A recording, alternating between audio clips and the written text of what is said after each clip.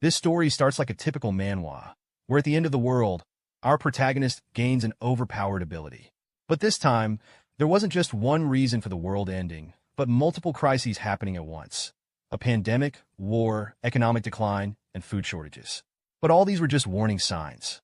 The real destruction came when game-like characters, known as monsters, suddenly appeared and brought humanity to the brink of extinction. What happened next was quite predictable, like it happens in novels. Metahumans, people with special abilities, started appearing, but some things were different from the novels. The metahumans weren't powerful enough to stop this apocalypse. And so, we see the apocalyptic world.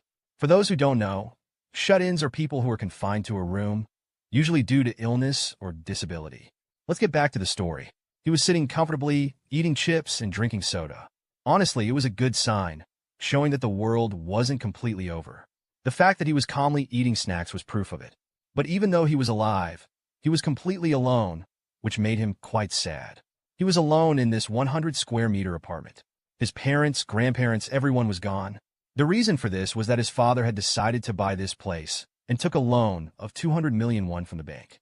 Not only that, he invested all the family assets worth 200 million won into it. Our protagonist, who wasn't born into a rich family, was still living here because of a tax benefit scheme. To avail of this benefit, it was necessary for someone to live in the property for at least 2 years. That's why his family told him to stay here. As he watched the apocalypse unfold, where there was no internet connection, he became even more depressed. Suddenly, a loud roar shook his place. He looked up and saw a monster gliding toward his apartment in the sky. As the monster got closer, it opened its filthy mouth, like it was about to swallow him. He panicked, unsure of what would happen next, but then something strange happened. A system notification appeared in front of him that read, "A subject who was not even allowed entry is trying to enter." He was a little surprised but not shocked because this was the defense mechanism that had kept him alive so far. But now, this system is becoming his worst nightmare. He tried everything to open the door. He even kicked it, but it wouldn't budge. 3 days had passed since the world ended, and this ability was the only thing keeping him alive. But it was also trapping him in this apartment. At night, he sat quietly by himself, while the system window on the front kept glowing. On it, it read, "The ultimate shut-in cannot leave the house." Reading that made him angry. He had been dragged into this terrible situation, and now he was given this messed-up title, like it was something special. Now his biggest problem was starting to show. His food supplies were running low, and since yesterday, the electricity had been cut off. He was surviving on side dishes from the fridge, but they won't last much longer. He only had a few packets of ramen left. Suddenly, the system window pings again, showing a notification that he has hunted a Calican and earned a lot of XP points in return. His skill level has increased. He is completely shocked when he sees this. He looks outside and sees the monster's lifeless body lying on the ground. Then he realizes that the monster is being eaten by goblins. It's hard for him to believe that he hunted this monster in self-defense without even realizing it. Meanwhile, the system notifies him that he has gained a new skill and a nearby loot has met the requirements. The system is now calculating the loot. Suddenly, he hears terrifying roars. He looks down and sees the goblins going crazy after devouring the monster's flesh. It seems that the food they were feasting on is disappearing, and the goblins are angry because it's slipping out of their hands. The system informs him that the loot calculation is complete, and our protagonist has earned approximately 2.2 million won. At that moment, the lights in the room flicker, and electricity suddenly returns. The system now shows more information, revealing a new skill, House Declaration, which is at level 3. This is a passive skill that prevents anyone from entering the house without the ruler's permission. The second passive skill is Dignity Preservation at level 1, which restores half of the house's functions to preserve his dignity. The system also shows that his wallet is maxed out, and he now has a total of 2.2 million won.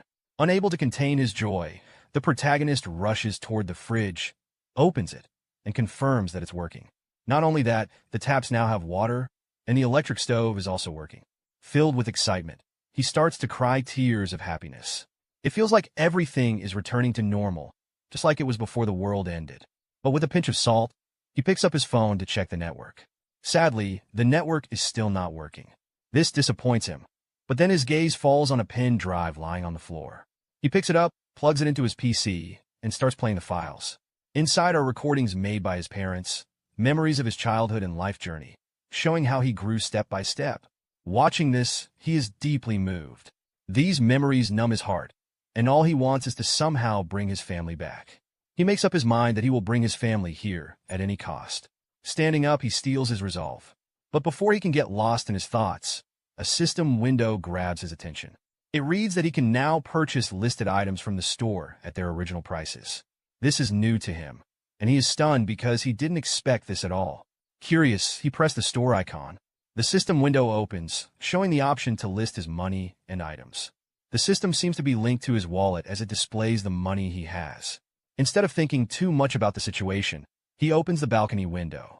But as soon as he's about to step outside, the system stops him with a warning. He can't leave the house. He expected this. Even though his skill level has increased slightly, he is still trapped. But one thing is clear. If he hunts monsters, his level will increase, and maybe he'll unlock new skills. Perhaps one of those skills will give him a way out. But the problem is, in his current state, he has no idea how to kill the monsters. Situations like the Calican encounter are rare and won't happen often. Just then, an idea pops into his head. Maybe he can kill the goblins. He picks up a bottle of water from the fridge and throws it with all his might. The bottle flies out of the apartment. Seeing this, he feels a moment of joy because he initially thought he wouldn't even be able to throw things outside. Then, he decides to take it a step further. He picks up a dumbbell and heads toward the balcony. As soon as he steps outside, he notices something strange. The goblins are there, but it looks like they are leaving the area. They are dragging chunks of the dead monster as they retreat. This surprises the shut-in, and he feels like his last opportunity is slipping away. Without thinking, he quickly swings his arm and throws the dumbbell outside.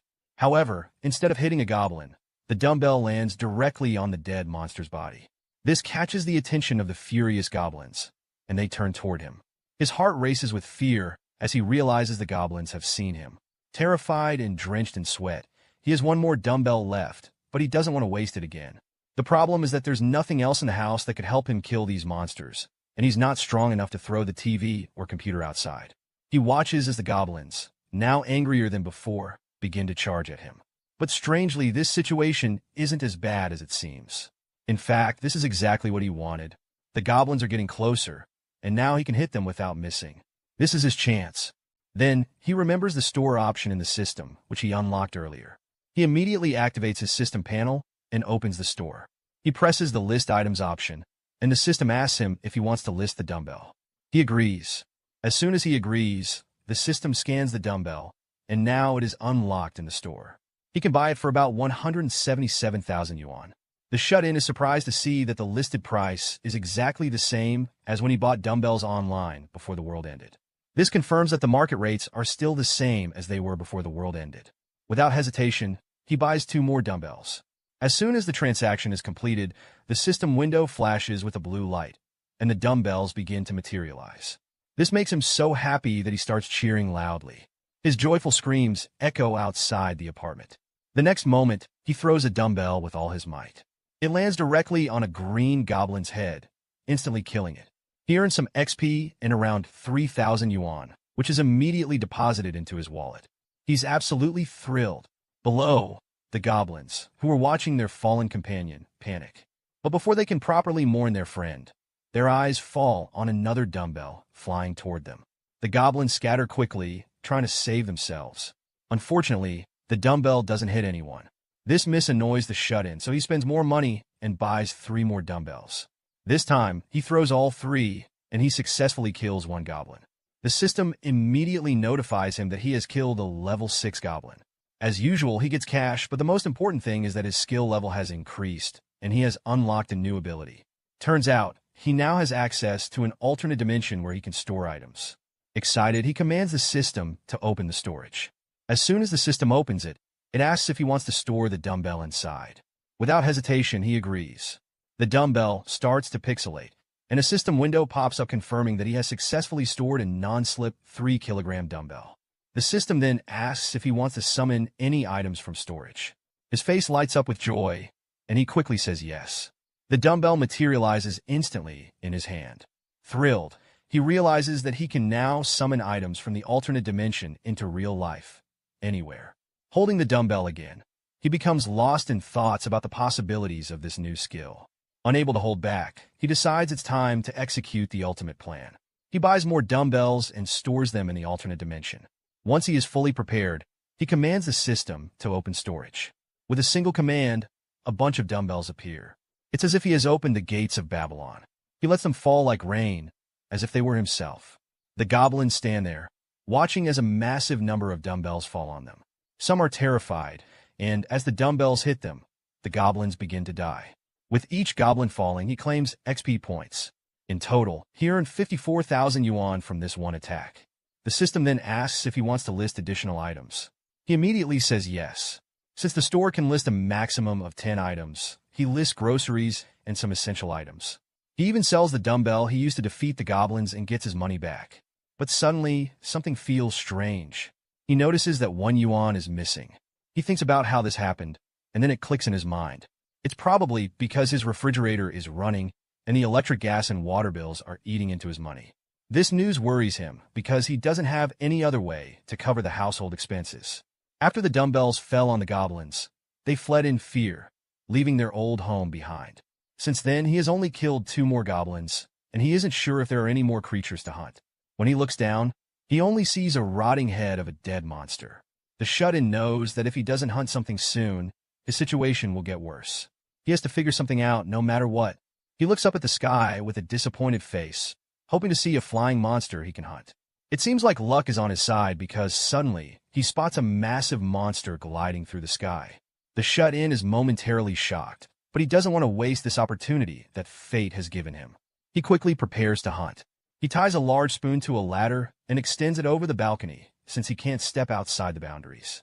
Then, he tries to catch the monster's attention by making the shiny spoon glint. As expected, the monster finally notices the flash from the building and charges toward it as soon as it spots the shut-in. It seems ready to devour him. The shut-in is happy that he has successfully baited the foolish monster, and when the monster hits the barrier, its head bounces back. The shut-in is sure that the deal is done, and he will level up soon. But just then, the monster starts flapping its wings forcefully. The wind from its wings is so strong that the shut-in struggles to stay on his feet.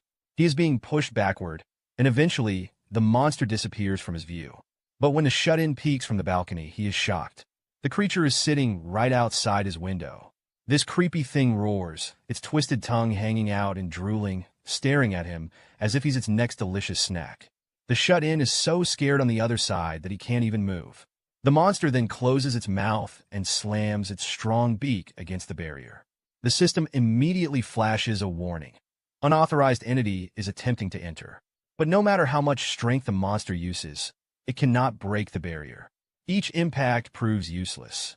However, seeing the sheer strength of its attacks, the shut-in is left amazed. He begins to doubt whether the barrier can really withstand these attacks. Not wanting to take any risks, he quickly opens his store and checks the listed items. According to his observation, the loot calculator activates only when there are nearby corpses.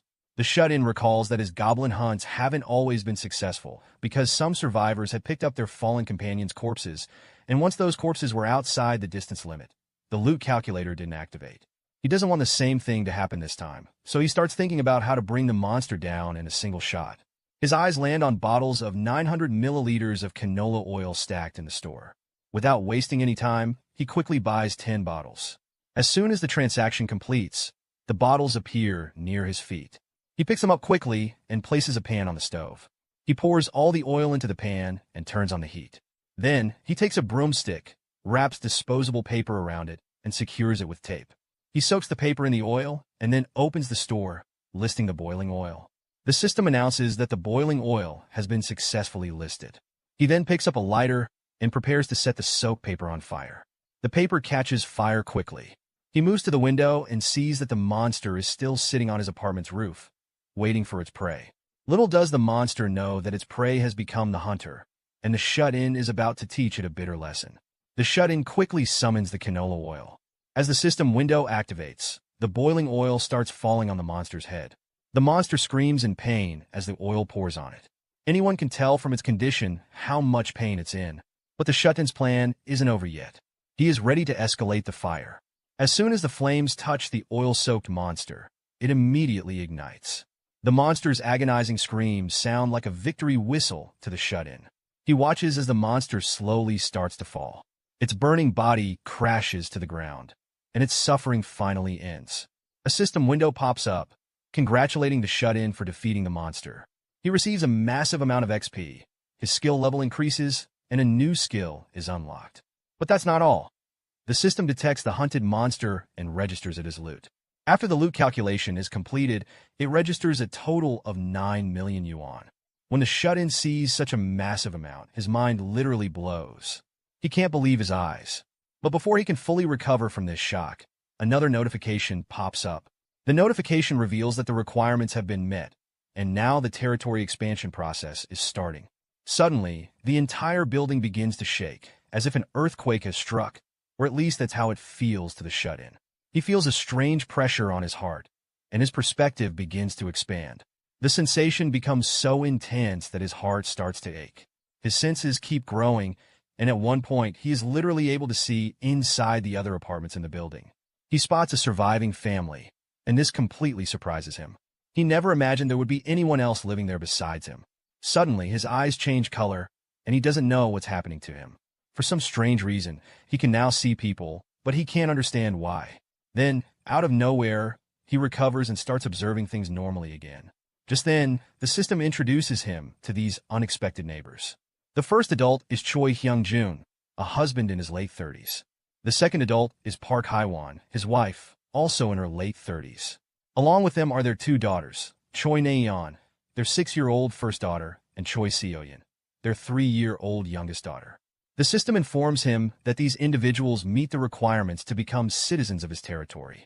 The system then asks if he wants to grant them citizenship. The shut-in feels uncertain about whether or not he should grant them citizenship and wonders what would happen if he doesn't. The system explains that if a being is not granted citizenship, they will be expelled from the home and become vulnerable to monster attacks. Faced with this harsh reality, the shut-in decides to be generous and becomes a landlord instead of selfishly keeping the territory for himself. As soon as he gives the command, the system announces that Choi Hyung-jun, Park Hye-won, Choi Na-yeon, and Choi Seo-yeon have been granted citizenship. After making this decision, the shut-in feels good because he thinks he may have unlocked more skills related to citizenship. He plans to check them out. Just then, the system announces that his new skill, Ultimate Eyes, has been unlocked. However, the shut-in isn't fully satisfied yet, so he scans the system to see if there are any more skills related to citizenship. The system flashes a new notification about a skill called Ruler Declaration. It's a passive skill that ensures no one can enter the house without the ruler's permission. Along with this, a new icon appears, Citizenship Management. The shut-in immediately decides to explore this, as it's exactly what he was looking for. When he opens it, he sees the names of all 4 citizens, along with their power levels and trust levels. But what surprises him the most is that he can keep up to 600 citizens. 600 is no small number, and it seems staggering to him. He clicks on one of the citizens' names and views all their information. He can even see their experience distribution rate and money distribution rate. He is given 2 options, either assign them a quest or expel them from his territory. The shut-in doesn't fully understand the concept of experience and money distribution rates, but he thinks it probably refers to how much experience and money the citizens share with him. The fact that he can control these rates feels like having a cheat code. It's now entirely up to him how much experience and money he wants to keep for himself. The shut-in notices the quest option and, curious, presses the button. A new screen pops up, giving him the option to customize the quest, including the quest description, deadline, reward, and penalty for failure. Without much thought, he quickly assigns Choi Hyung-jun a simple task: to kill a goblin within 168 hours. The reward is a small amount of experience, and for now, there is no penalty. The system prompts him to confirm the quest. But before confirming, the shut-in wonders how extreme the penalty can be. To test it, he changes the penalty to death upon failure. The shut-in is shocked to see that the system accepts this without hesitation. However, he does not confirm the quest and cancels the request. This deeply troubles him, as it dawns on him that he holds such immense power, enough to kill any citizen through penalties alone. This thought fills him with deep unease, and he begins pondering what he should do next. At that moment, he gets the idea to use his newly acquired skill, Ultimate Eyes. When he activates the skill, his perspective broadens, and he can literally see everything. This time, he notices a family below. He sees a wife, Hye-won, asking her husband, Hyung-jun, what they should do now. Hyung-jun is also clueless, but decides to go outside and try to fetch water. He tells his wife to stay with the kids and wait for him. However, she doesn't like the idea, as the outside area is full of monsters. She reminds him that there's a chance he might not find any water. But Hyung-jun mentions a nearby convenience store and says that it's a big store where there's a good chance of finding something. The thirsty children plead with their father for water, adding to Hyung-jun's pressure. Finally, he decides that he has no other option and must go outside. He reassures his wife that he will return soon. Despite her fears, she reluctantly lets him go. The shut-in deactivates his skill and returns to his apartment, realizing how dire the situation has become. He opens his store interface to check if he can increase the storage capacity. When he activates the window skill, he notices that all 3 of his storage-related skills are still at level 1. However, he's pleased to see that upgrading them requires only 1 point, and he currently has 3 points available. The system prompts him to confirm whether he wants to upgrade the ultimate shut-in store skill. Without wasting any time, he presses yes. The system window glows with a blue light, and once the upgrade is complete, the system announces that the store is now at level 2. Now he can list 20 items, and a 10% discount is applied to all item prices. After the upgrade, the shut-in remembers that he still has 2 points left. After some thought, he decides to invest 1 point into the store and the other into the dignity preservation skill, as he feels he may encounter more citizens in the future. He upgrades the store again, and when it reaches level 3, the item limit increases to 40 and a new feature is unlocked: Restore Items. This feature can restore old and damaged items to a like-new condition. The shut-in finds this feature very useful and is thrilled that he upgraded the storage to level 3. Without wasting any time, he gets to work on his plan. He opens his store and purchases water and oranges. He then decides to upgrade his other skills as well. The system prompts him to confirm whether he wants to upgrade the ultimate shut-in dignity preservation skill. Without hesitation, he immediately clicks yes. His plan is crystal clear. If he provides his neighbors with essential items like electricity and water, he can request various things from them in return. Now that the dignity preservation skill is at level 2, he unlocks a new feature: the ability to register vessels. However, the shut-in doesn't even know what registering vessels means. Meanwhile, Hyung-jun is preparing to step out of his house to gather something for his family. It's very difficult for Haiwan to see her husband leave like this, but he reassures his children that he will be back soon. He encourages them to be brave and protect the house in his absence. However, the little girls are visibly scared and don't want their father to leave. Their small voices tremble as they plead with him to stay.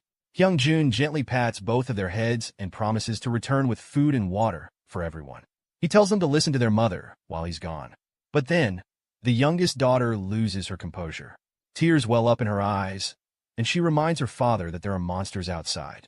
The story suddenly flashes back to a moment when the two girls were happily playing in a park, as if the world wasn't about to end. But then everything changed. Chaos erupted abruptly, filling the streets. The girls froze in fear, and the happiness on their faces turned into sheer terror. They began running as fast as they could to escape the playground.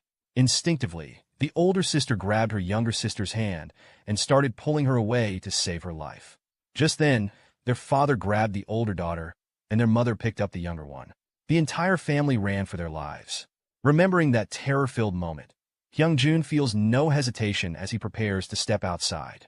A man must do whatever it takes for his family. At that moment, the doorknob starts turning, startling everyone. Hyung-jun cautiously moves toward the door, holding a golf club in his hand. The movement at the door suddenly stops, but then the silence is broken by a human voice from the other side, asking them to open the door. Hearing another person's voice shocks Hyung-jun even more. He cannot believe there could actually be someone outside, but it's also possible that it's a monster. Not wanting to take any risks, he remains still. The boy outside keeps calling out, but Hyung-jun stays ready in his defensive stance. Eventually, the calls stop, and the silence convinces him that whoever it was has left. Suddenly, the front gate swings open, and the bright light from outside forces Hyung-jun to quickly pull his family back to protect them. But there's no reason to be scared. It's just the shut-in, standing there with a plastic bag full of supplies. Hyung-jun cautiously asks him for his identity, and the shut-in introduces himself as Kim Jae-hyun, the next-door neighbor. He explains that he has water and oranges and wants to sit with them to talk after they eat. Now, we learn our protagonist's real name, so we'll refer to him as Kim from now on. Hyung-jun is briefly shocked, but when he considers the situation, he realizes that his family urgently needs water and food. He sees no reason to reject this help. A nagging feeling in his mind suggests that this boy might genuinely want to help with their struggles. With this thought, Hyung-jun warmly welcomes Kim into their home. Meanwhile, the young girls are completely scared. They don't know who this stranger is, and their unease is clearly visible on their faces. Their hesitation is so obvious that even Kim can sense the tension. He feels that his sudden entry might have been too shocking for them. As he sits down, he looks around and notices how dark the place is. It's clear that the family has purposely covered the entire apartment with curtains. He finds this move clever, as it reduces the chances of being spotted or attacked by monsters. The first thought that comes to Kim's mind is to make the room a bit brighter. He focuses on this one task, and suddenly, the entire room lights up. Hyung-jun is a bit shocked to see the lights come back. Kim then pulls out a water bottle and says, "Just treat your kids with this for now. There's no time to be surprised." Hyung-jun quickly grabs the water bottles and gives them to his girls. The two thirsty girls immediately start drinking, and every sip seems to satisfy them more. The younger daughter, Seo-yin, drinks so quickly that she starts to choke a little. After Seo-yin finishes drinking the water, Kim decides to treat them to something else. He takes out an orange and hands it to Seo-yin. The girl's eyes light up with excitement, and her mouth waters at the sight of the juicy fruit. However, before she can eat it, her mom decides to peel it first. Once the peel is removed, she feeds a piece of the orange to her daughter. As the juicy sweetness spreads in Seo-yin's mouth, her mind is filled with pure delight. A slight tingling sensation tickles her cheeks, and she can't hold back her happiness. Her mom asks, "Is it good?" And Seo-yin nods eagerly with a simple yes. Seeing this, her older sister, Naeon, excitedly demands a piece of the orange too. When she takes a bite, her reaction mirrors her sister's, pure joy and sweetness. Meanwhile, Kim receives notifications from his system. He learns that the trust level of the entire family toward him has increased. Seo-yin's trust level has even reached 50, which pushes her loyalty stat above 30. The system informs Kim that Seo-yin has fulfilled all the requirements to be registered as a Vassal and has now reached level 2. For a moment, Kim considers whether Seo-yin qualifies. After all, she's still very young. Unlike regular citizens, Kim can only register 10 Vassals, and they must be capable of following orders at least on par with Choi Hyung-jun's level. While the younger girl's trust level is sky-high, her father, Hyung-jun's, trust remains stuck at 31. Kim understands that building more trust with Hyung-jun, the family's key member, is essential. Suddenly, Hyung-jun calls him and sincerely thanks him for showing such kindness to his family. He admits he wants to repay this favor, but isn't sure how. In response, Kim suggests they talk in the corridor. Once in the corridor, Kim casually asks Hyung-jun, "Have you obtained citizenship?"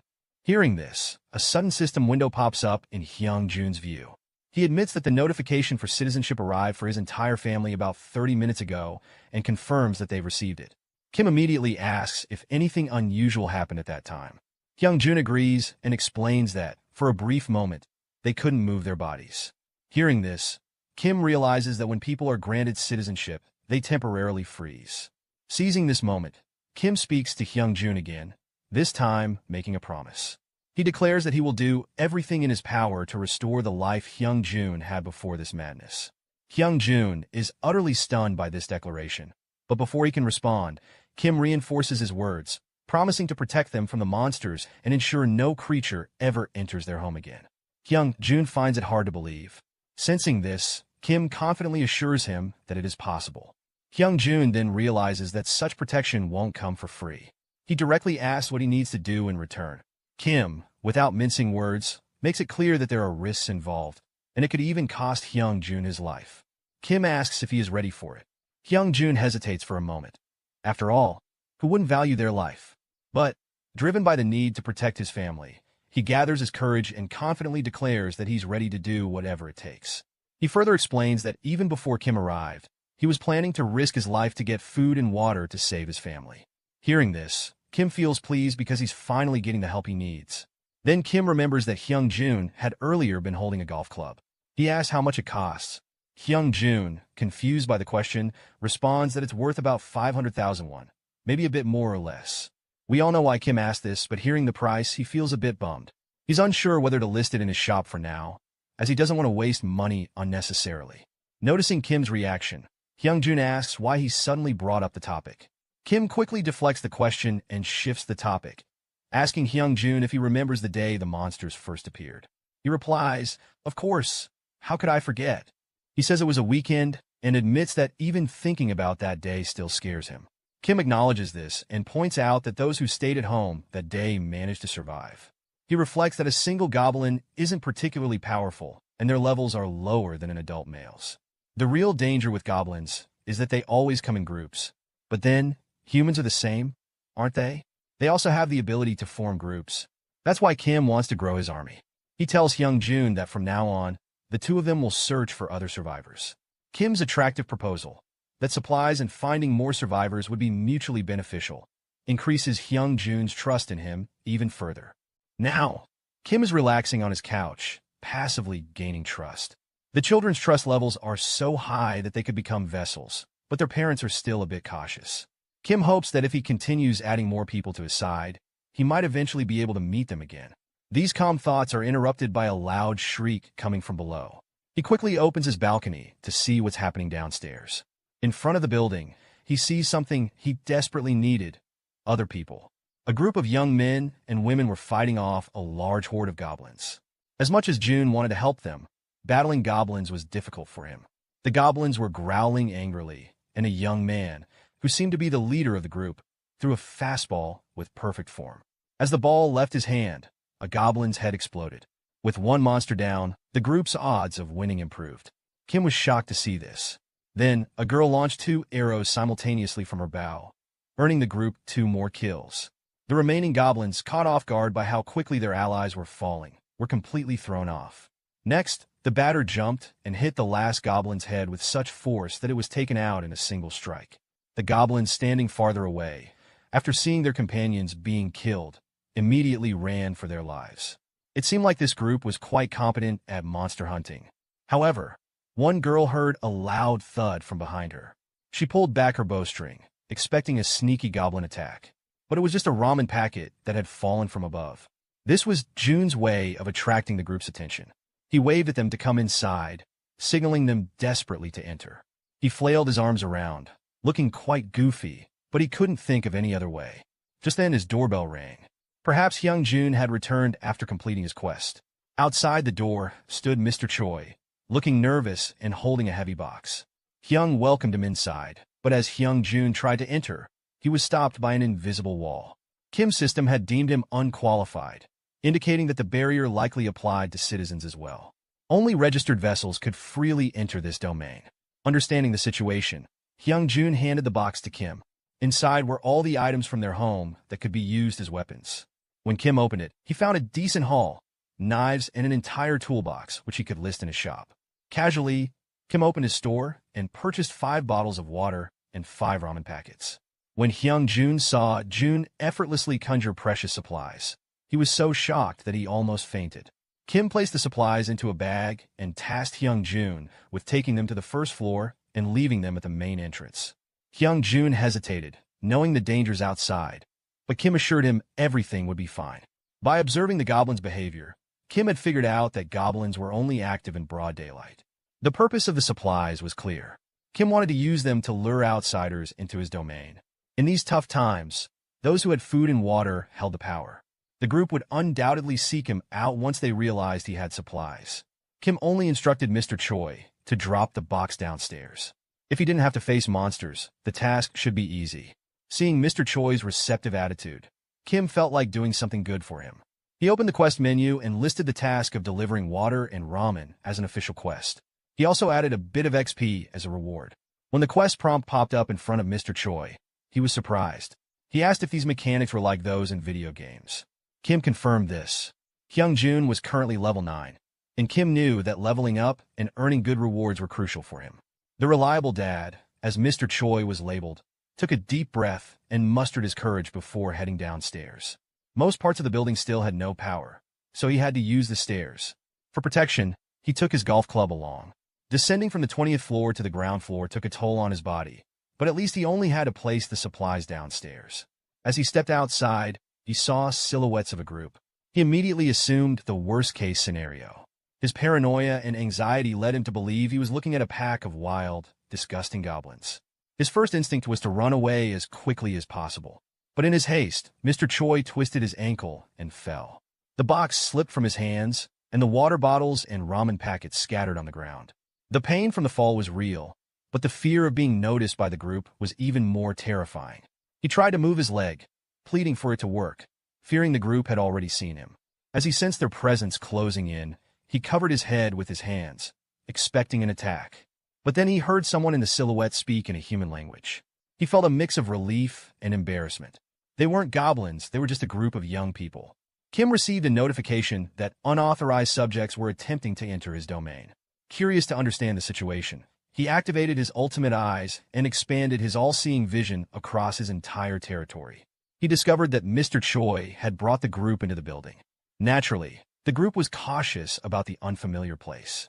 All they knew was that someone had thrown ramen packets from above, which suggested there was food in the building, a potential solution to their dwindling supplies problem. Kim's system deemed the group eligible for citizenship and prompted him to offer them official citizenship. Unlike the Choi family, who had been forcefully granted citizenship because they were already within his expanded area of influence, outsiders were given a choice. Kim worried that the group might reject his invitation. While he was contemplating a contingency plan, the doorbell rang. On the digital monitor, Kim saw that Mr. Choi was standing outside again. At that moment, Kim came up with a viable plan. He edited the Big Bro quest and assigned Mr. Choi a new task: to prepare a hot meal for the 6 guests. As soon as the quest was updated, the prompt popped up before Mr. Choi. Kim urged him to accept it, saying he had a plan in mind. The quest appeared innocuous, so Mr. Choi accepted it and approached the group, convincing them with the promise of a decent meal. Kim granted the group access to his floor, officially increasing the number of his citizens to 10. With the population increase, he noticed a 10% boost in XP and money earned by citizens, which would be incredibly useful for future monster hunts. In the Citizen Management tab, he reviewed everyone's names, levels, and trust points. Leading the group was Ha Dongan, at level 23 with 19 trust points. The others, Kang Deoksu, Kim Gaeong, Yu Hairan, Kim Jian, and Moon Byungo, had levels ranging between 10 and 17, with varying trust points. Ha Dongan's level of 23 placed him on par with the strength level of the recently defeated Calican. Curious, Kim inspected Ha Dongan's further and discovered his awakened ability: Baseball Throw, a D-rank skill that tripled the power of a thrown ball at the cost of stamina. If a skilled individual threw a baseball, it could already be a lethal weapon, but with the skill amplifying its power threefold, it became an exceptionally dangerous tool. This skill was perfect for fighting monsters. As for Ha Dongan's trust level, Kim knew it could be increased gradually in various ways. For now, Kim set the XP distribution levels of everyone to 10%. His next step was to assign them monster hunting quests so he could sit back and passively earn XP in cash. It felt like playing an auto-hunting game to June, but he realized he needed to know these people better to determine whether they were trustworthy. After all, these individuals could be his bridge to reuniting with his family. Suddenly, Ha Dongan's trust level increased, without Kim doing anything. Not just him, but Kim Gaeong and Yu Hairan's trust levels rose as well. Meanwhile, Mr. Choi played the gracious host, welcoming the group into his home. Mrs. Choi rushed in, slightly alarmed by the sudden influx of strangers. Her husband promised to explain everything later, emphasizing that, for now, everyone needed a decent meal. Cooking something on short notice was challenging, but for Kim's plan to succeed, Mrs. Choi's culinary skills were essential. After some thought, she accepted the request. The group, particularly Ha Dongan, who appeared to be their leader, displayed excellent manners. Ha Dongan even asked Mr. Choi for more details about Kim. Mr. Choi admitted he didn't know much about Kim. All he knew was that he is an intriguing individual capable of creating an apocalyptic environment, but only in selected areas. Hearing this, Ha Dongan confirmed his assessment. There was a metahuman behind these resources. He concluded that Kim's ability was extremely powerful and rare. Thankfully, Ha Dongan was intelligent enough not to harbor any malicious intentions. He reasoned that impressing someone as powerful as Kim was the smartest move he could make. Finally, Ha Dongan realized that if they had someone who could provide electricity, food, and water, they would be game changers in this world. Since the food would take time to prepare, Mr. Choi asked if the group wanted to bathe. The girls were overjoyed. After days of being stuck in dirt, This was like a heavenly experience for them. The excitement only grew when Mr. Choi mentioned that they had access to hot water. In the Choi household, both the living room and the master bedroom had bathrooms, so the girls could bathe first. They looked at Mr. Choi as though he were a savior. However, the boys remained a bit apprehensive. Ha Dongin felt that this enigmatic Kim seemed like a metahuman, with abilities far more powerful than his own. When one of the group members suggested that they fight Kim to defeat him, Ha Dongin scolded him, telling him to keep quiet and not do anything foolish. He explained that they needed to impress their benefactor, not make mistakes. He literally folded his hands and begged his junior to stay quiet and not do anything stupid. The group's goal was simple: secure as much food and supplies as possible, and doing so without causing trouble was their best shot. Dongin reminded the group to remain polite and always read the room. Fortunately, even the most thick-headed member of their team respected Ha Dongin's orders. However, one member, Byung-go, seemed visibly uncomfortable, though the reason was unclear. As a good leader, Dongin went up to Byung-go and apologized for dragging him into this situation. He felt guilty for inviting everyone to his home during the apocalypse. Byung-go tried to brush it off, but his anxious look was hard to ignore. Dongin promised that once they secured the supplies, they would visit Byung-go's grandmother's house. Byung-go thanked Dongin for his consideration, but deep down, he knew it was too late now. Despite the circumstances, Dongin remained optimistic, believing that if they worked together, they could still make it through. Just as their conversation was continuing, the sound of a door interrupted them. The man entering had an electric aura about him. The door opened slowly, and all eyes turned to the entrance. Dongin felt as though they were being stalked by a fearsome predator. Instinctively, he grabbed his ball, ready to throw it at any moment. But the new arrival was no enemy, just Kim Jae-hyun, entering with plastic bags in both hands. He had overheard their conversation and offered to help with their troubles. The group felt a strange mix of fear and trust toward him. This newcomer might just be the one to help them escape this apocalyptic desperation. The scene shifted to a quieter moment. Minutes passed in silence as they sat around the table, the tension in the air almost palpable. Finally, Haiwan, Fatty's wife, broke the stillness. Feeling the weight of the moment, she apologized for the cramped space. Dongin, striving to be courteous, reassured her that it was fine. They had arrived unannounced. After all, the lack of space didn't bother them. Just then, Hyeongjin entered and announced that the food was ready. One by one, Fatty placed bowls of rice before them. As they looked at the spread, a realization struck them. They were about to have a real meal. It had been so long since they'd eaten properly that they couldn't even recall the last time. Haiwan hesitated slightly, feeling a bit awkward. She admitted she wasn't sure if the food would suit their tastes. But what seemed like a simple meal to her left the group's Archer completely stunned. She stared at the dishes, unable to contain her amazement. Without holding back, she told Haiwan that the food was incredible, confessing it had been ages since she had eaten something this delicious. Haiwan, brushing off the compliments shyly, explained that it was all thanks to the ingredients Kim Jae-hyun had provided. Without his help, she admitted, all she would have been able to serve was rice and tangerines. Meanwhile, the protagonist noticed something else. Haiwan's trust level had reached 50. He smiled quietly to himself, the sight reminding him of his mother, who would always beam with joy when guests praised her cooking.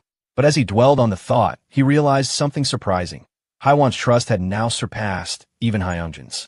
As everyone dug into their food, they expressed their gratitude to Haiwan. She and Fatty watched as their guests ate with a hunger that suggested they hadn't had a proper meal in ages. The Archer, in particular, couldn't stop praising the egg rolls, while another girl noted that the style seemed Japanese. Haiwan smiled warmly, agreeing with her and politely encouraging them to enjoy the meal. At that moment, Haiwan's youngest daughter, Seoyin, called out to her, capturing her attention. The little girl wanted to eat the egg rolls too, but Haiwan gently explained that she would make more for her once the guests had finished. Seoyin's face fell slightly, disappointment flickering in her eyes. Noticing this, the Archer turned to Seoyin with a kind smile and asked if she'd like to share the egg rolls with her. Instantly, the child's face lit up, her excitement brightening the entire room. Without hesitation, she ran over and climbed onto the Archer's lap, her eagerness clear. The Archer, touched by the little girl's enthusiasm, picked up a piece of egg roll and softly asked her to open her mouth. Seoyin beamed as she took a bite, her joy infectious. The warmth of the moment filled the room, making it even more lively. Then, the protagonist spoke up, suggesting that Hyungjin and Haiwan join them, assuring them there was more than enough food for everyone. The two exchanged a hesitant glance before eventually smiling and agreeing, happy to be part of the gathering. As they all shared the meal together, laughter and cheerful conversation filled the space.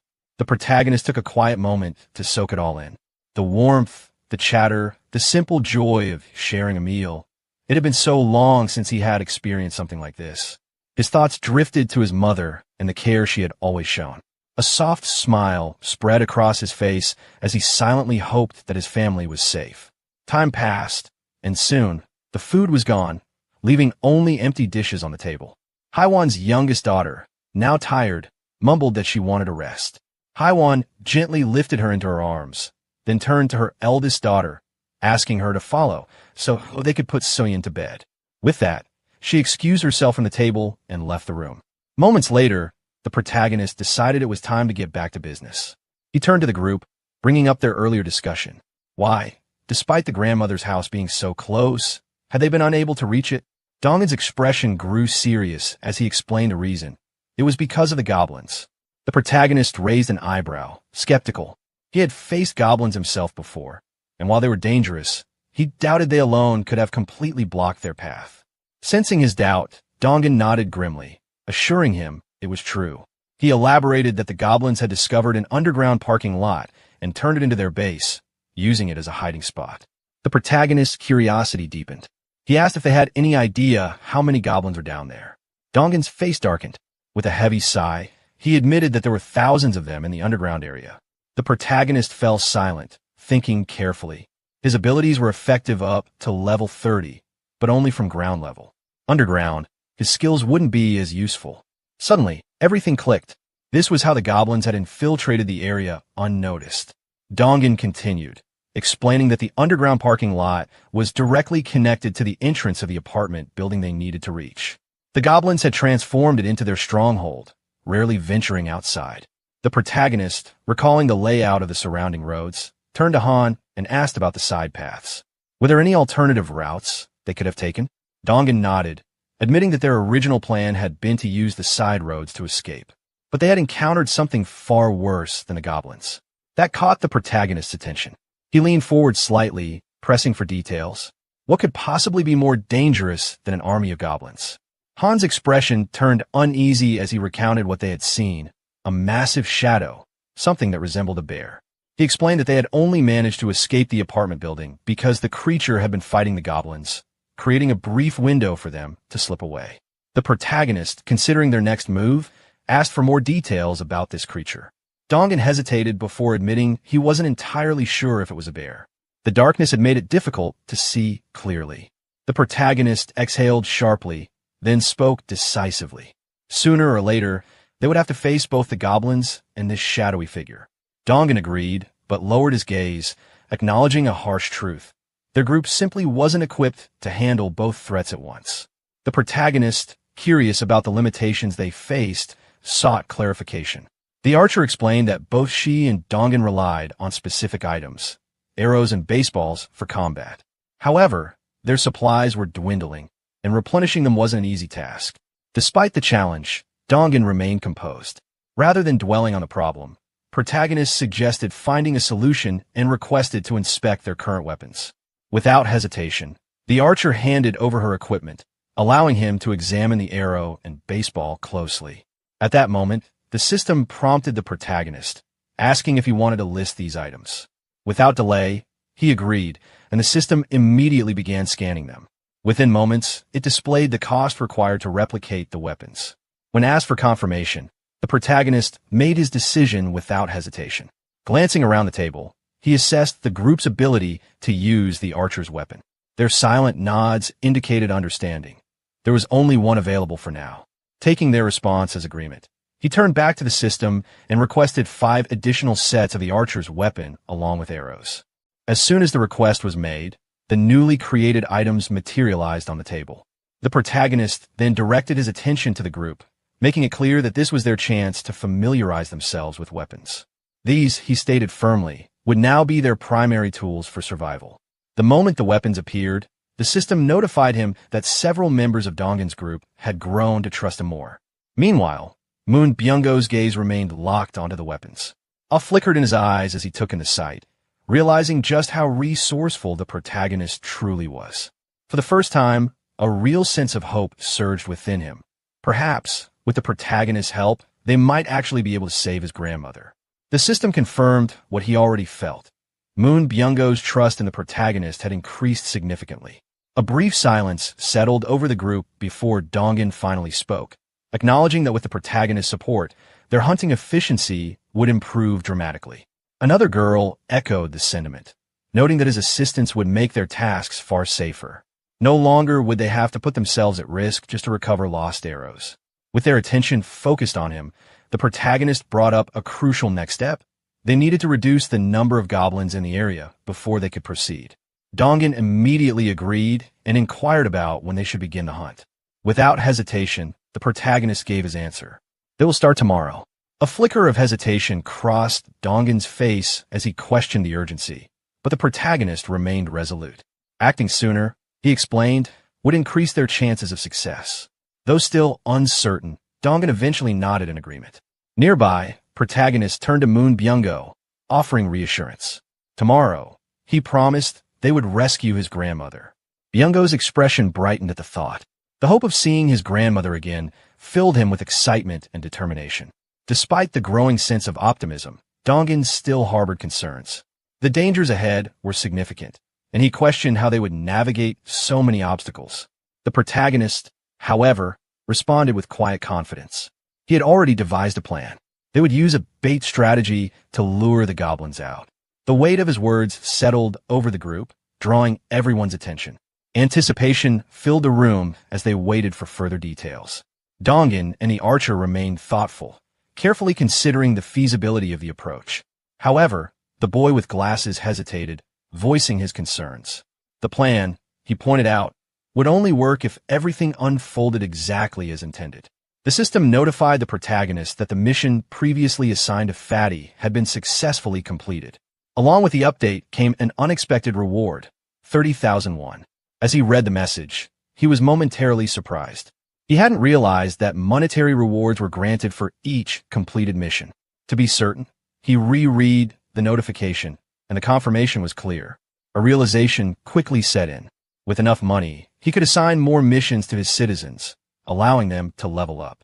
This meant that the more wealth he accumulated, the more power he could build. While this strategy seemed promising in the long run, he knew he couldn't afford to rely on it too heavily for now.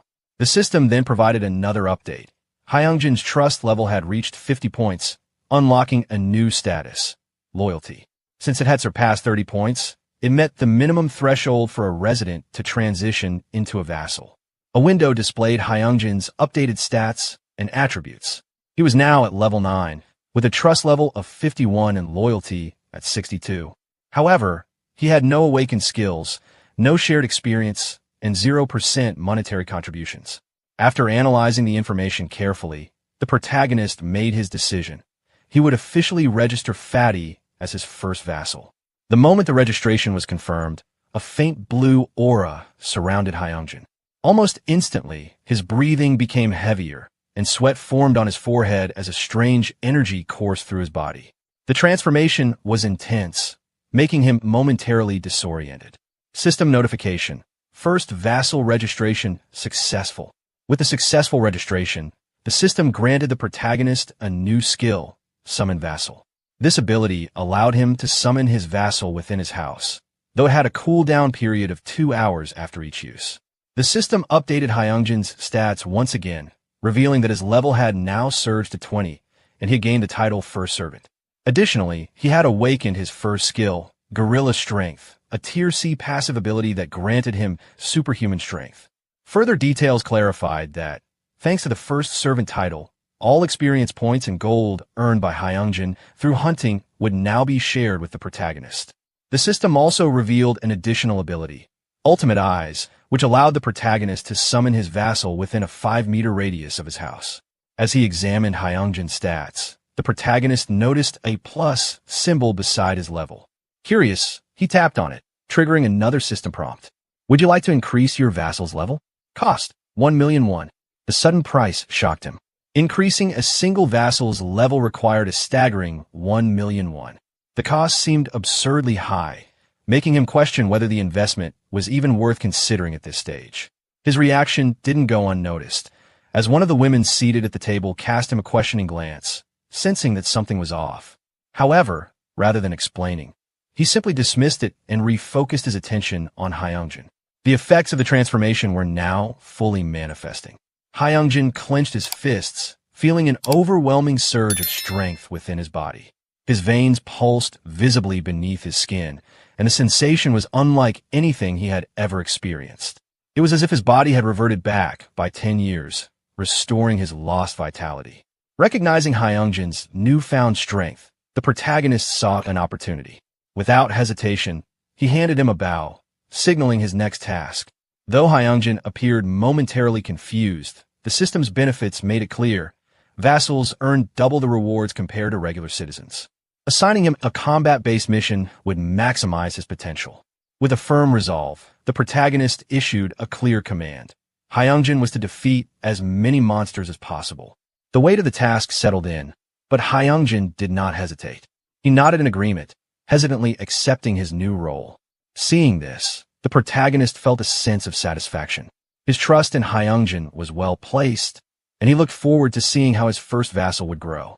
Outside the house, on the first floor, the rescue team began their search for survivors.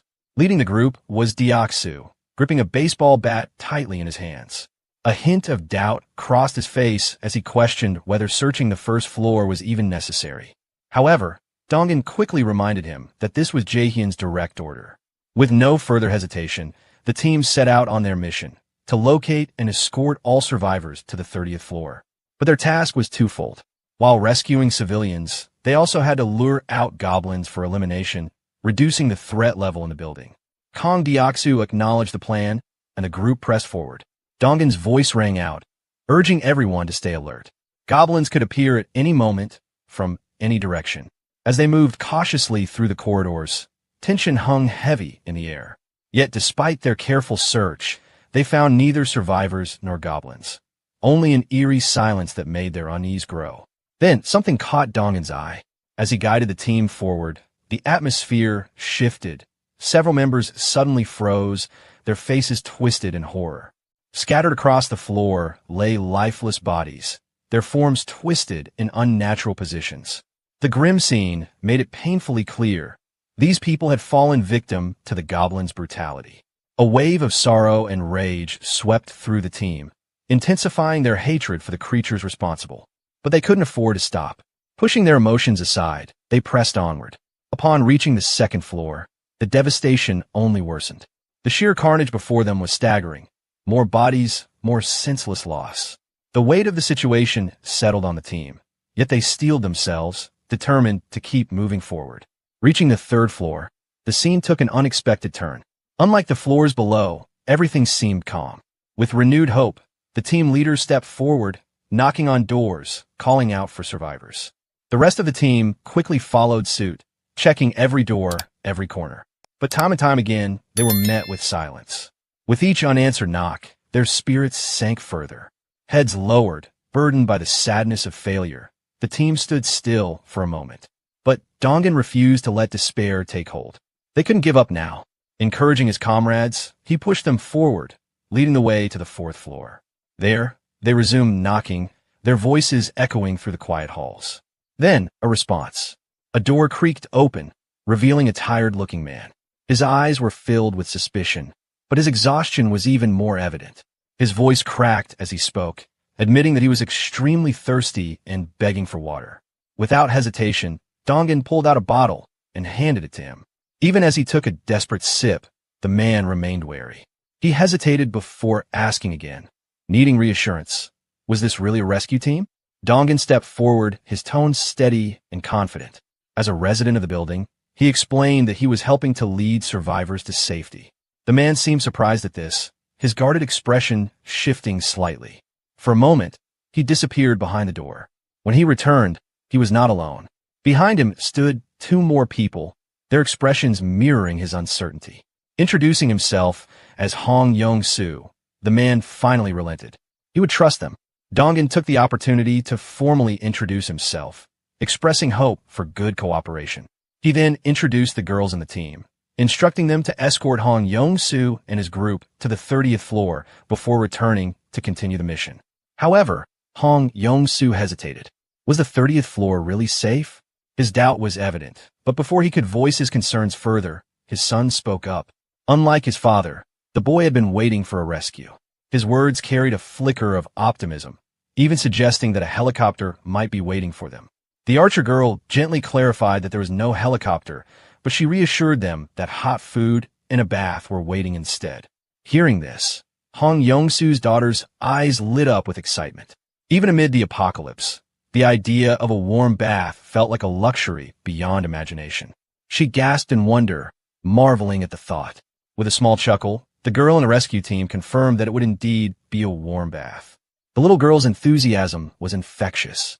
She turned to her father, her voice full of urgency, pleading with him to stop hesitating. Her excitement and determination left him with little choice. Reluctantly, Hong Yong-soo gave in, choosing to follow the rescue team, placing his trust in them at last. Shortly after, the system notified the protagonist that the total number of citizens had now increased to 40. Along with this, their collective XP and gold had reached 90%, marking a significant boost in their overall strength. Not long after, confirmation arrived that the mission had been a success. Several people had been rescued, including the elderly and children, were taken to Fatty's house, where a sense of relief and happiness filled the air. Meanwhile, the younger men remained stationed in the hallways, standing guard. Dongan, brimming with confidence, confirmed that the final count was exactly 40 people, with no one left behind in the search. The protagonist acknowledged their efforts, expressing his gratitude for the excellent teamwork that had led to such a successful outcome. With everything settled, the protagonist activated his skill, Absolute Eye. Instantly, his eyes darkened to an inky black, enhancing his vision as he meticulously observed the movements of his citizens. Every action became crystal clear. Some were carrying chairs, others were working with cables along the stairs, hauling heavy ropes, and even struggling to transport an enormous object up the staircase.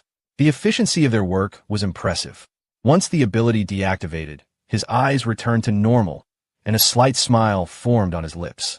Satisfied with the progress, he turned to Dongan and informed him that it was time to initiate Phase 2 of the goblin hunting operation. Now in the hallway, Dongan took charge, gathering the group's attention and laying out the next plan. He explained their strategy in detail.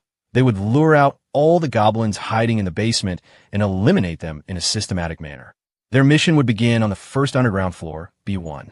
The group would split into 2 teams, each responsible for drawing out and eliminating the goblins lurking there. Once B1 was cleared, they would proceed downward to B2, ensuring that no goblins remained.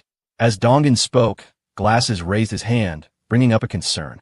He questioned what would happen if more goblins appeared than expected, and pointed out that in the event of a counterattack, the fallen goblin bodies could obstruct their escape routes. His concerns were met with unwavering confidence. Both the archer and Dongan reassured him that they were now far better prepared. Unlike before, they had plenty of arrows and throwable weapons to deal with any surprises. Hearing this, Glasses gave a firm nod, deciding to place his trust in their strategy. Just then, an unexpected noise broke through the conversation. The group instinctively turned toward the source of the sound. Emerging from the shadows, 3 goblins stood ready to attack. But before they could make their move, the archer acted instantly. With practiced precision, she drew her bow and fired 2 rapid shots, striking the heads of 2 goblins in quick succession. Both fell lifeless on the spot, leaving only one standing. Seizing the moment, Batman rushed forward, gripping his weapon tightly. With a single, crushing blow, he smashed the remaining goblin's skull, ending the skirmish in mere seconds. As the dust settled, Glasses turned to Deoxu, questioning his choice of weapon. He pointed out that earlier, Deoxu had insisted on needing a bow to fight goblins. So why was he relying on a bat now? Somewhat sheepishly, Deoxu admitted they had a point. Meanwhile, the archer made an observation. She pointed at the fallen goblins, noting that their bodies were beginning to vanish shortly after being defeated. This strange phenomenon caught the attention of Byung-go, who speculated whether this was another ability linked to Jaehyun. Ignoring the lingering questions, Dongan swiftly refocused the group. Declaring the first floor's mission complete, he signaled for everyone to proceed to B1, ready for the next phase of their hunt. Even as they moved forward, Byung-go remained deep in thought, still pondering whether the protagonist had a specific plan for dealing with the disappearing goblin bodies.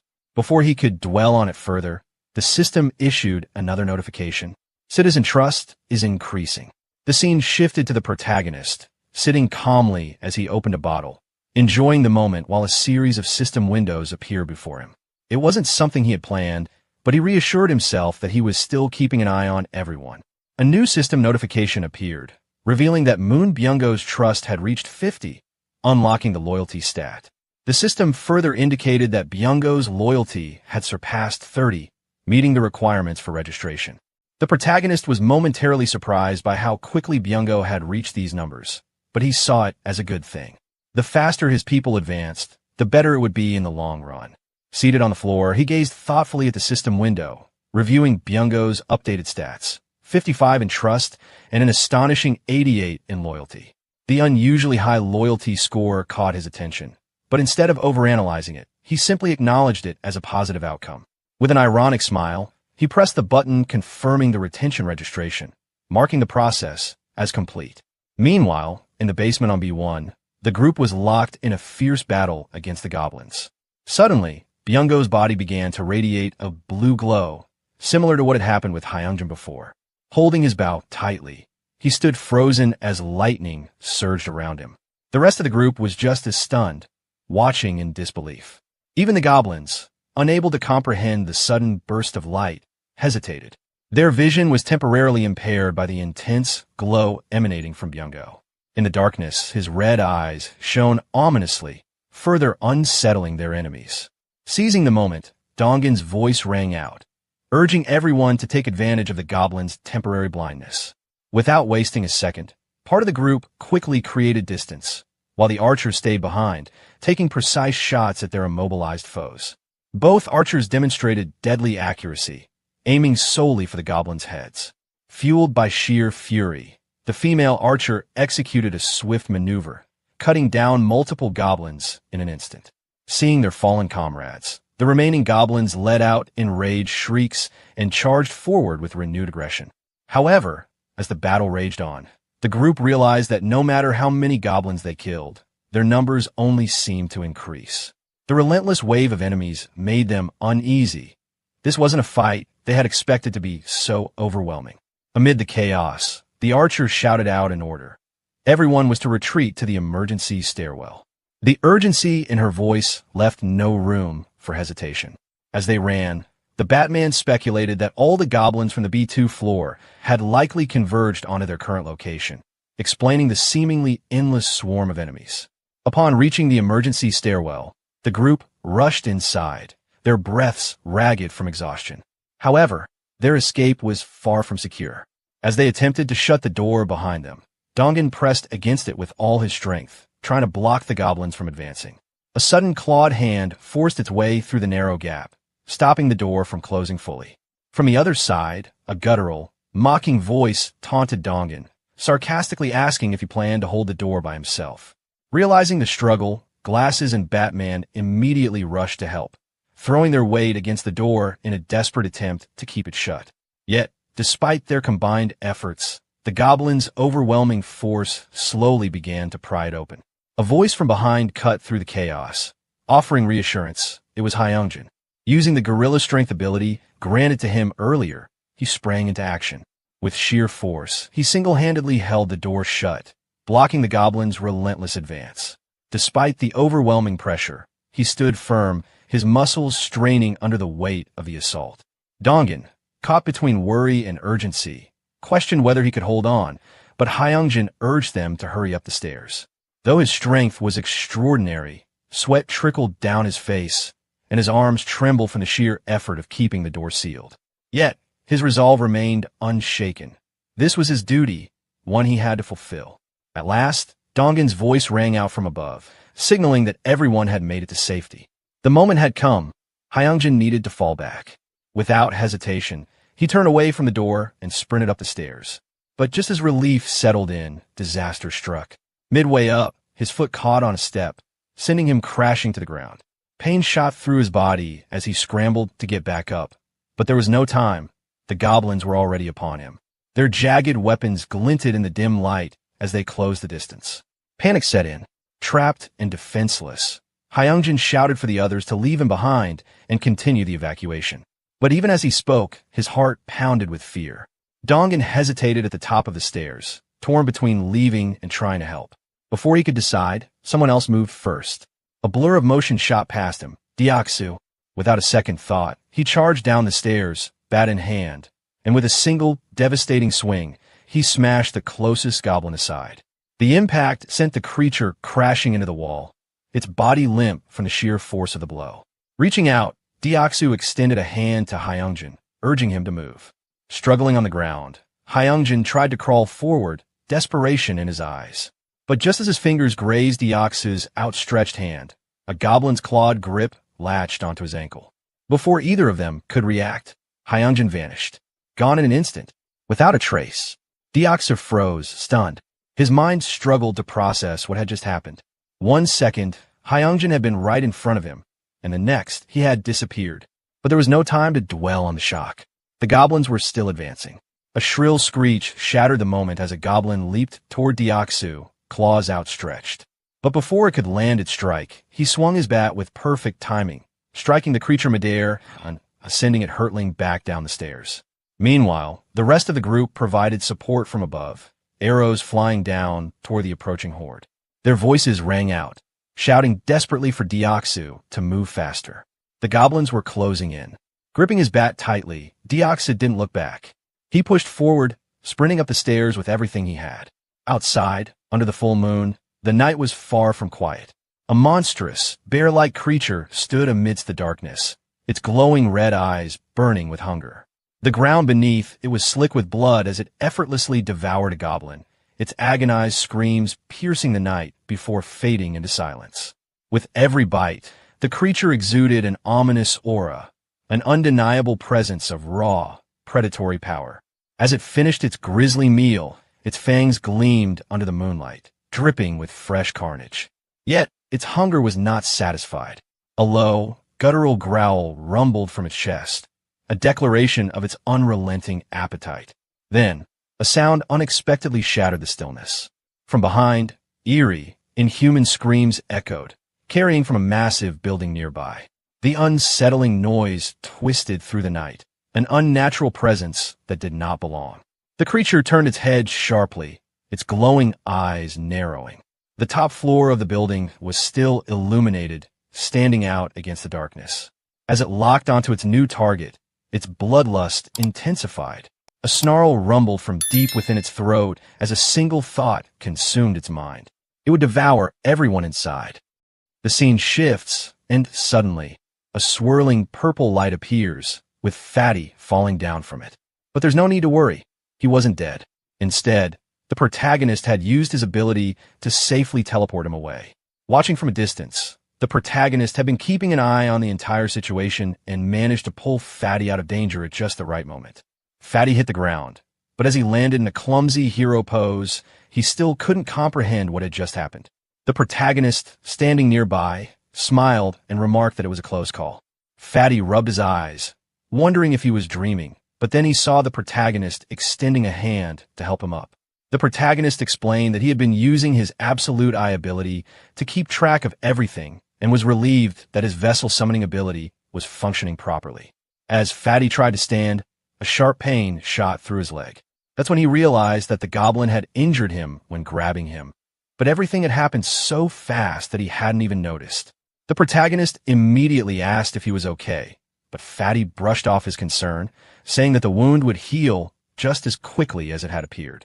However, the protagonist had already noticed a shortage of medical supplies in his inventory. He mentioned that he needed to register some medicines into the system and asked Fatty to wait for a while. Although a bit confused, Fatty nodded in agreement.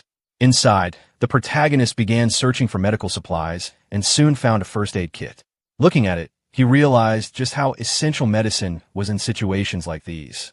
The sight triggered a memory of his childhood, when his mother would bring him similar things. For a moment, he was lost in deep thought. When he opened the kit, he was surprised to see that it contained far more items than he had expected. Sitting down on the floor, he carefully examined each item, muttering to himself that he only had 4 inventory slots left, but still had many things to register.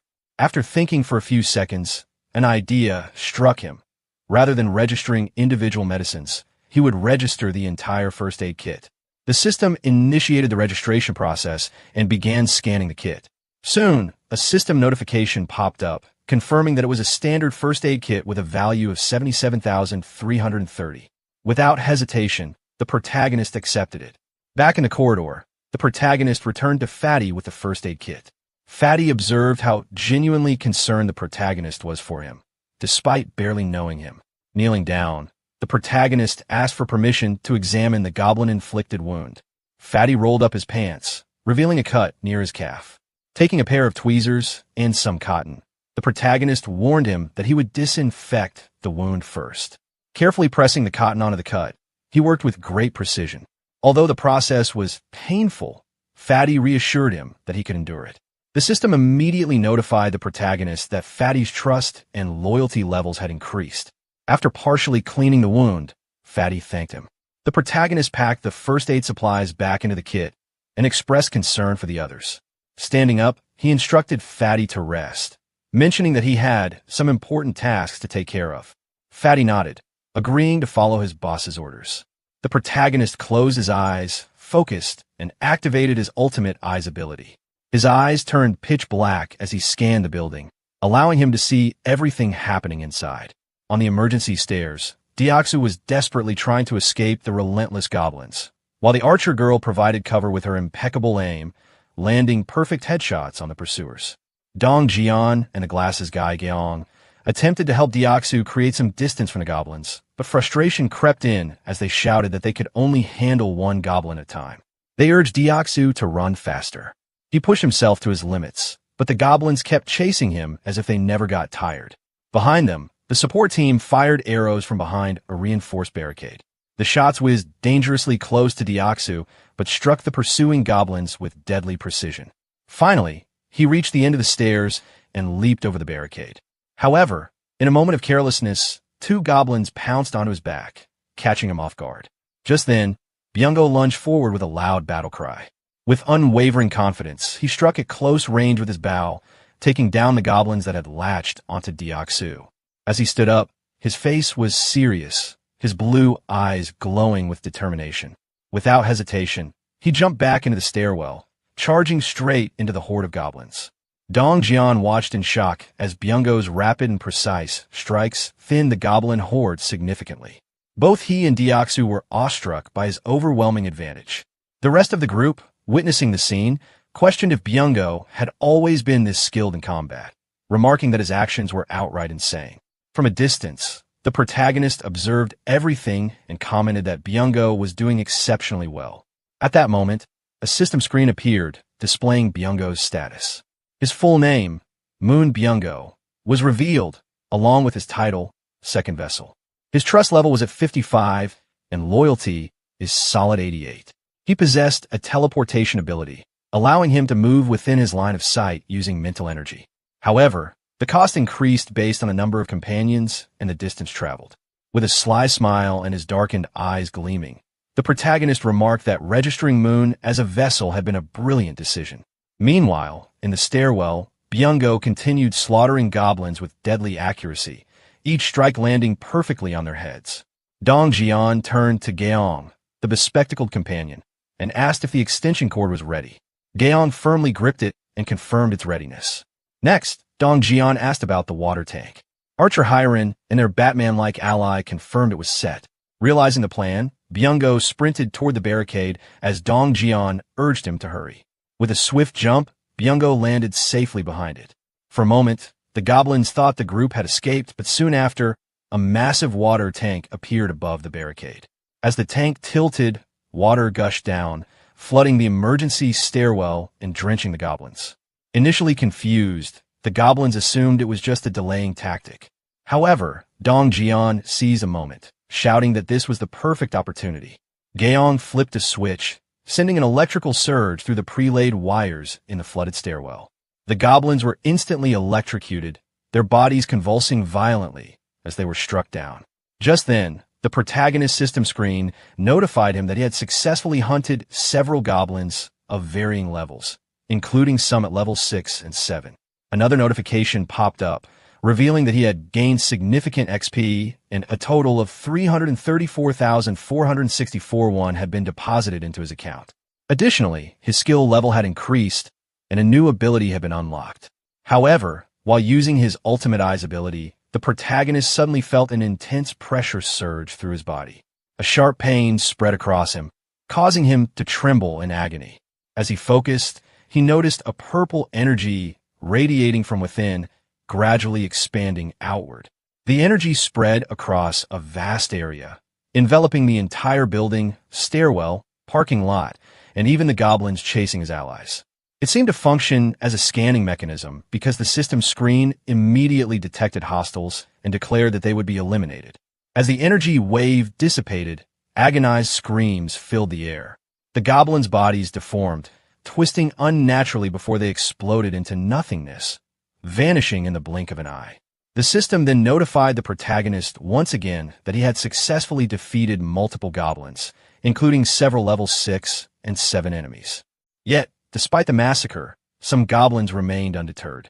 They continued climbing the emergency stairwell, determined to chase down their prey. Among them, one goblin suddenly felt something strange, as if an unseen danger lurked nearby. A chilling sensation crawled down its spine. Slowly, it turned its head, only for its eyes to widen in sheer terror. A massive, shadowy figure loomed before him. As he focused, he realized it was a gigantic bear, its red, glowing eyes fixed on him as it advanced. Before the goblin could even process the situation, the bear let out a deafening roar that shook the entire area. The goblin didn't even have time to react before the beast's sharp teeth sank into his neck. A blood-curdling scream echoed through the surroundings, drawing the attention of the other goblins. They turned toward their fallen comrade, but it was already too late. The bear had killed him and was now rampaging through the group, slashing and biting with terrifying strength. One goblin fell, then another, followed by 2 more. The beast was unstoppable, tearing through its enemies with its powerful claws and fangs. However, the goblins quickly realized that they had an advantage in numbers. They surrounded the bear, attacking from all sides.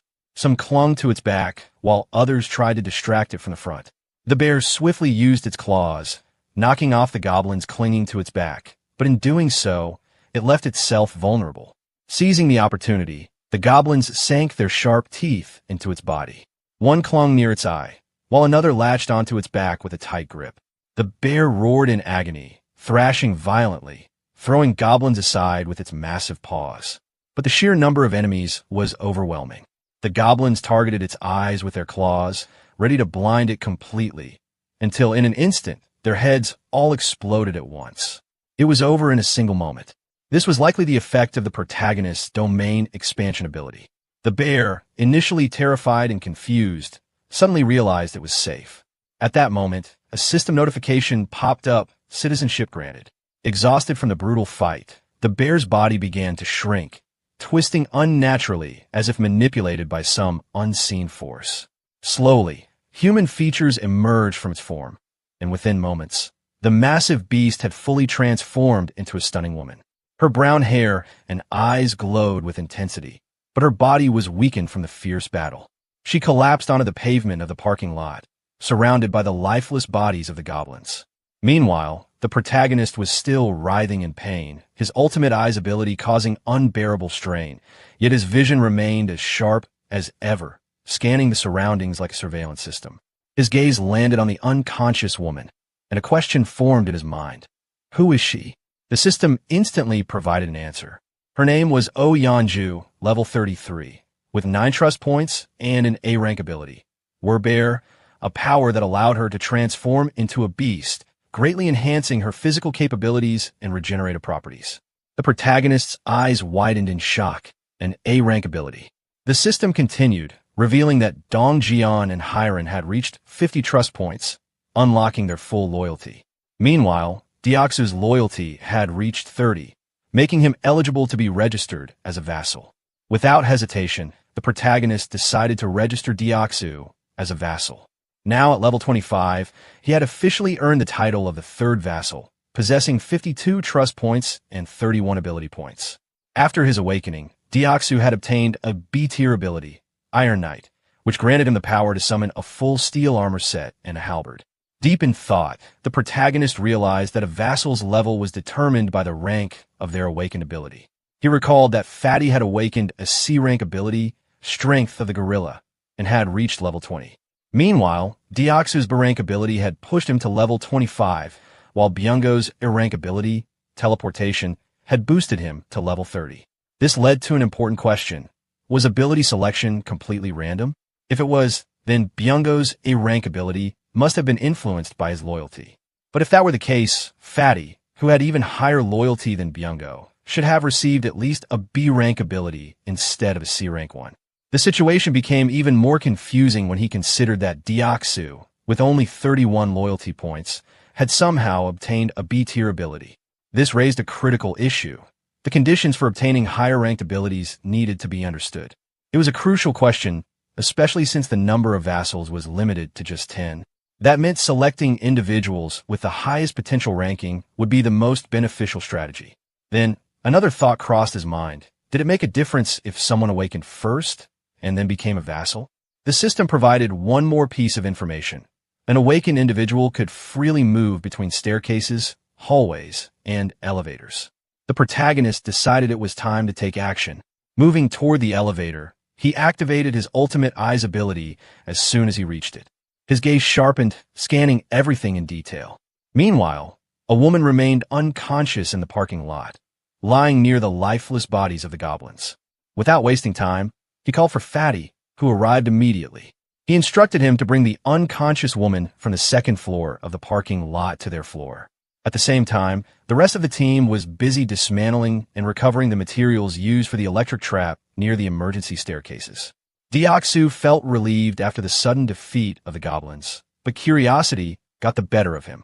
He questioned his teammates about why the goblins had exploded so abruptly.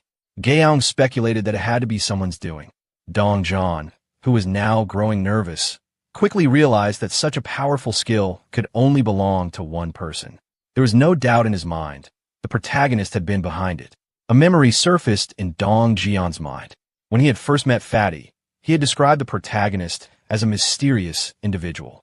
He also recalled how Fatty had once mentioned a hot bath that had left the girls astonished, and how their meals had been possible only because of the protagonist's ability. Connecting all these moments, Dong Jian felt even more uneasy. He was now certain that the terrifying skill belonged to none other than the protagonist. As Dong Jian wrapped the wires around his hands, his gaze fell on Byungo, and another realization struck him. Byungo had once been an introvert, someone completely different from who he had become after meeting the protagonist. Understanding the sheer extent of the protagonist's abilities, Dong Jian couldn't help but think that in this world, being saved by him was equivalent to being chosen by him. Meanwhile, the elevator reached the ground floor.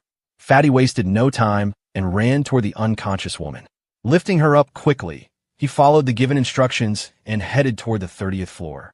The protagonist, using his ultimate eyes, observed everything like a surveillance system, ensuring that nothing escaped his sight. At that moment, a flashback began. A small toy car rolled across the parking lot as a child played with it, his face full of joy. His mother stood nearby, watching him with a warm smile. The boy excitedly called out to her, eager to show what he could do. But just as he stood up, waving at his mother, something emerged behind him. The mother's smile instantly vanished, her expression twisting into one of sheer horror. Terror gripped her as 3 monstrous goblins surrounded her innocent child, who remained blissfully unaware, still looking at her with happiness. Yunju, the mother, tried to react with all her strength, but she was not fast enough. The goblins attacked, and there was nothing she could do. She could only watch in helpless agony as her son's final moments burned into her memory, becoming a nightmare that would never fade. Now, only one thing remained, a small toy car, the last remnant of her child's presence. Suddenly, Yunju regained consciousness. Gasping, she was jolted awake by the painful memories that had haunted her. As her vision adjusted, she turned to her side and saw the protagonist calling her by name. Slowly, she sat up on the bed, clutching her head as a sharp pain throbbed inside. The protagonist extended his hand and introduced himself, expressing that he was glad to meet her. However, Yeonju ignored the introduction entirely and immediately demanded to know the truth. The protagonist remained silent for a moment, unsure of what she was referring to. But Yeonju quickly clarified. She wanted to know if he was responsible for making the goblins' heads explode. For a brief second, the protagonist froze. A faint tremor ran through his hand, but he clenched his fist tightly, steadied himself, and admitted the truth. He confirmed that it had indeed been his doing. As Yeonju processed his words, her mind raced. The realization of how powerful he truly was began to sink in. Someone who could annihilate an entire horde of goblins in an instant, and that too with such ease. What kind of person possessed such terrifying power? A thought struck her, one that wavered between fear and hope. If he could do that, then perhaps, just maybe, her body trembled as desperate thoughts flooded her mind. Then, unable to hold back any longer, she clasped her hands together and pleaded. With tears streaming down her face, she begged him. Just for one day, she wanted her child back. Just one more day. The protagonist looked at her, taking in her tear-filled eyes and the unbearable sorrow etched on her face. She was just a mother, a grieving woman who had lost her child in the cruelest way. Tears continued to spill as she sobbed, her voice breaking as she admitted how much she missed her son. Clenching his jaw, the protagonist felt a surge of anger rise within him. The mere thought of her losing her son to those vile goblins filled him with frustration.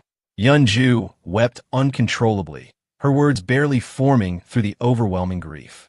The protagonist stood there, motionless, as though frozen in place, his mind racing with possibilities. Was there really a way? Could something be done? Determined to find out, he attempted something through the system. He tried issuing a mission. The objective was to hunt down 1,000 goblins. There was no time limit, no failure penalty, and the reward was clear, the revival of the lost child. As he thought about the possibility, a wave of unease washed over him. Could this truly work? But before he could dwell on it, the system responded with a notification. The mission could not be issued. Frustration bubbled inside him as he realized that revival was beyond his current capabilities, no matter how much power he held. But then, something unexpected happened. Another system notification appeared. The reason the mission could not be issued wasn't because revival was impossible. It was due to insufficient funds. The system suggested that once the required funds were acquired, he could try again. The protagonist stood in shock, his mind struggling to process what he had just read. Did this mean it was actually possible? If he gathered enough money, could he truly bring someone back? Excitement surged within him as he demanded confirmation from the system. Was it really possible to revive someone as long as the necessary funds were available? Returning to the room, he found Yeonju still crying. He knew that he had no idea how much the cost of revival would be, but now that he had discovered the possibility, he couldn't just ignore it. Calling out to Yeonju, he got her attention. She quickly wiped her tears and looked up at him, her expression filled with desperation. With a serious tone, the protagonist informed her that there might be a way. A faint glimmer of hope flickered in Yeonju's eyes. Even without any guarantees, the mere chance of a possibility was enough to give her some relief. Still sobbing, she gripped the bedsheet tightly and asked if it was true or if he was just playing a cruel joke. The protagonist reassured her this was no joke. Something like this was far too serious for him to make light of. However, he admitted that it wouldn't be possible right away. Yeonju slowly nodded, understanding the weight of his words. The protagonist then added that he wasn't sure how long it would take, but there was definitely a way. Yeonju met his gaze, determination rising within her despite her grief. Without hesitation, she declared that she was willing to do whatever it took. She needed to know what had to be done. And with that, this episode comes to an end. If you want to see the next episode, then make sure to like this video and help us reach the 500 likes goal. Also, let me know in the comments what improvements you'd like to see. And yes, don't forget to subscribe to the channel so that as soon as the next part drops, you'll be the first to know. Also, there are plenty of manhwa recap videos on my channel, so definitely check them out. Alright then, see you in a new recap soon. Till then, bye-bye. Jaehyun has Dong Jeon's group now. He's got Moon Byung-go, Deoksu, and Fatty all powered up. That squad's already stacked, and if Yeonju joins in, a level 33 fighter, they'd be set to handle most monster threats.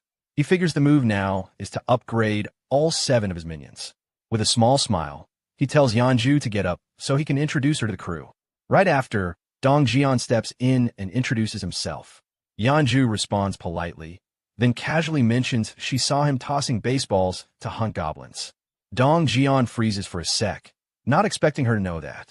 Then she turns to the archer girl, saying she remembers her too, saw her launching arrows at goblins. Archer girl's just as stunned and nervously asks how Yanju knows her. Yanju starts growling playfully, flashing her hands like claws and pretending to bite, teasing them for not recognizing her. Says they've already met. Diaksu, the archer, and Dong Jian all just stand there confused, unsure what's going on. Then Yanju starts shifting. Fur starts crawling up her arms, snout forming, full-on brown bear transformation happening right in front of them. Archer girl points at her mid-shift, stunned, saying this has to be the creature they saw in that alley earlier. Yanju awkwardly laughs it off, says it's not a beast, it's a bear, leaving the archer speechless. She explains she'd helped them during some of their goblin fights. They just didn't realize it. Dong Jian, staring at this massive bear in the room, says that their encounter wasn't random.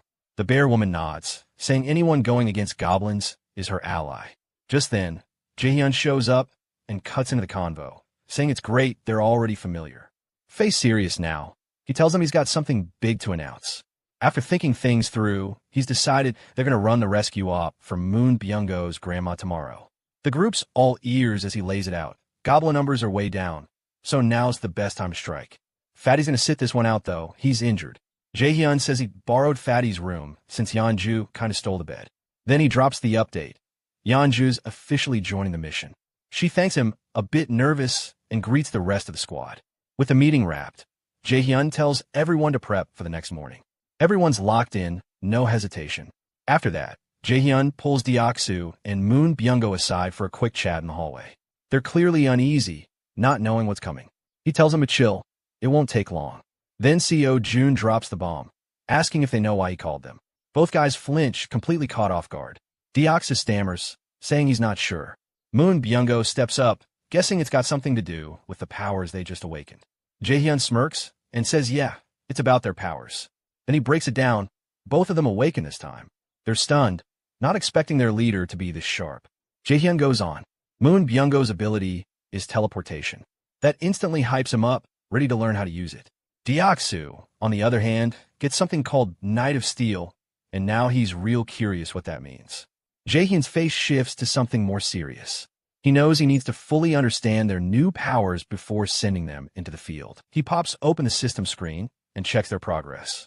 He assigns a new mission to both, demonstrate their new powers within the next hour. If they succeed, their strength goes up. If not, they're sleeping in the hallway. The system locks it in. Jaehyun's kind of into these squad-building missions now. While he's thinking, Diaksu can't hold it anymore and calls out, super hyped, wanting to know if he really got a new power. Jaehyun just nods. Diaksu's energy shoots through the roof. He's pumped, snorts like an excited kid, then asks what Knight of Steel actually does. Jaehyun explains. It lets him summon a full steel armor set and a halberd. Before Diaksu can start overthinking it, a sudden flash of blue light pops beside him. Moon Byung-go just activated his teleport. One blink and he's gone. Diaksu's jaw drops, completely shook at how fast Moon picked it up. Jaehyun and Diaksu exchange big-eyed stares, still processing. Then Moon Byung-go reappears in the hallway, landing a bit wobbly. He looks at his hands like he just touched magic, face lit with pure joy. Fist clenched, he says that with this power, saving his grandma is going to be easy. The system sends Jaehyun a notice. Moon's trust and loyalty levels just went up. Overwhelmed with emotion, Moon Byung-go bows deep to Jaehyun, thanking him for everything. It catches Jaehyun off guard for a sec. He tells him to hold up and think things through. Just because the power worked once doesn't mean he's ready. Going to his grandma's place now isn't an option. Moon Byung-go, a little lost, listens as Jaehyun explains. There's no solid proof he can fully control his ability yet. Maybe it worked out of luck. That hits Moon hard, and he lowers his head, realizing the rescue has to wait. Jaehyun comforts him, saying they'll first test the max range of his teleport and figure out if spamming it causes any drawbacks. Moon Byung-go nods quietly, already preparing himself. While they were chatting, something weird caught their eye down the corridor. They turned and spotted a knight decked out in shiny steel armor, swinging around a massive halberd like it weighed nothing. Deoxys' jaw dropped. Dude looked straight up OP. He was hyped, instantly vibing with how badass the weapon looked on him. Then boom, the system pinged Jaehyun with a message saying Deoxys' trust and loyalty had gone up. While Deoxys was busy playing around with the halberd, Jaehyun called Moon Byung-go over and pointed toward a nearby building. He wanted him to try teleporting to it. Moon Byung-go locked eyes on the spot, doing mental math, figuring out the distance, and if his stamina could take it. This was only his second attempt, after all. He finally looked over and said he'd give it a shot. The system dropped a new mission on him. Teleport to the rooftop of Building 113 within 3 minutes. Reward, teleportation upgrade. Penalty, sleeping outside. No pressure. Moon Byung-go focused up, took a stance straight out of Dragon Ball, and started channeling his energy. Deoxys hyped him up from the sidelines, yelling support like a proud sidekick. With everything aligned in his head, Moon Byung-go opened his eyes, and bam, he vanished in a flash of blue light. The power burst was so wild that Deoxys had to brace himself in the shockwave. Seconds later, Moon Byung-go landed on the rooftop, full-on superhero pose. But the moment of glory didn't last. His face twisted in pain, eyes rolled white, and he dropped like a stone. From the roof, he waved at the crew, yelling that the mission was a success.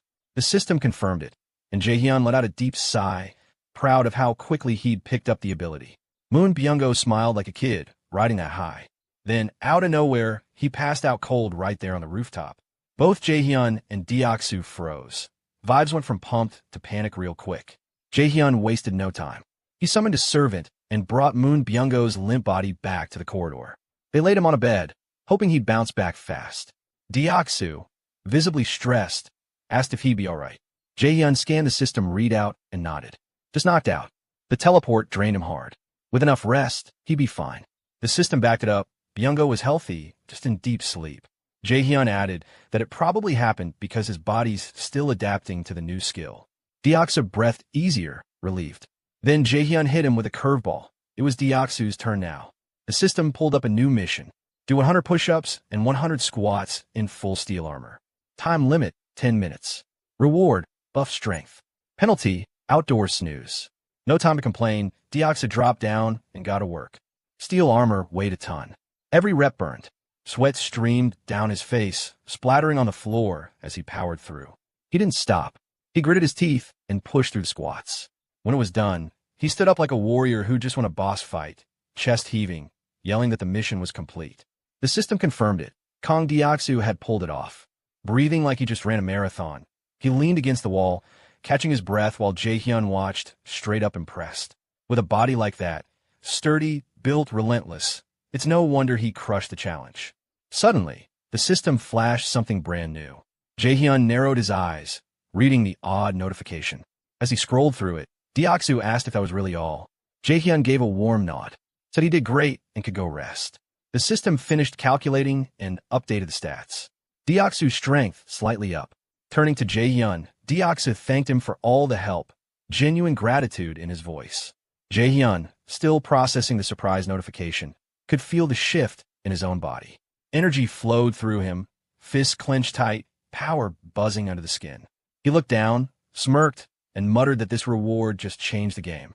Next day, deep in some shady alley in Busan, Dong Jian was screaming his lungs out, telling everyone to run. The crew scattered like roaches, trying to escape the goblin swarm chasing them down.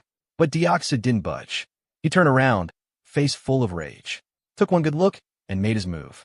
The goblins, laser-focused on the chase, got flashbanged by a blinding light right in their faces.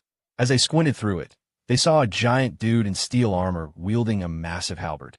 Deoxys didn't wait. He rushed in and skewered the nearest goblin in one brutal strike. Then came the combos, clean diagonal slashes cutting down goblins like weeds. But the little monsters weren't backing off. Fueled by blind rage, they pushed forward. Deoxys prepped for a straight-up brawl, but those slimy things switched tactics, swerving past him to hit the squishier backline.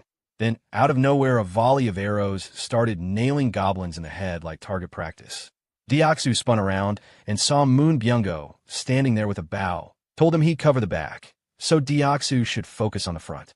With a cocky smirk, Deoxys locked eyes with the remaining goblins and turned back. The goblins froze, clearly spooked. Slowly, they started backing away. Deoxys, pissed, shouted after them, daring them to come back. But just as they turned tail, a massive shadow dropped in front of them. The bear girl had arrived, eyes glowing red like a demon. Her dramatic entrance was no joke. She'd been waiting in ambush, ready for this exact moment. The goblins knew they were screwed. They dropped to the ground, full of regret and despair. No one held back. Moon Byung-go's arrows were sharp and deadly.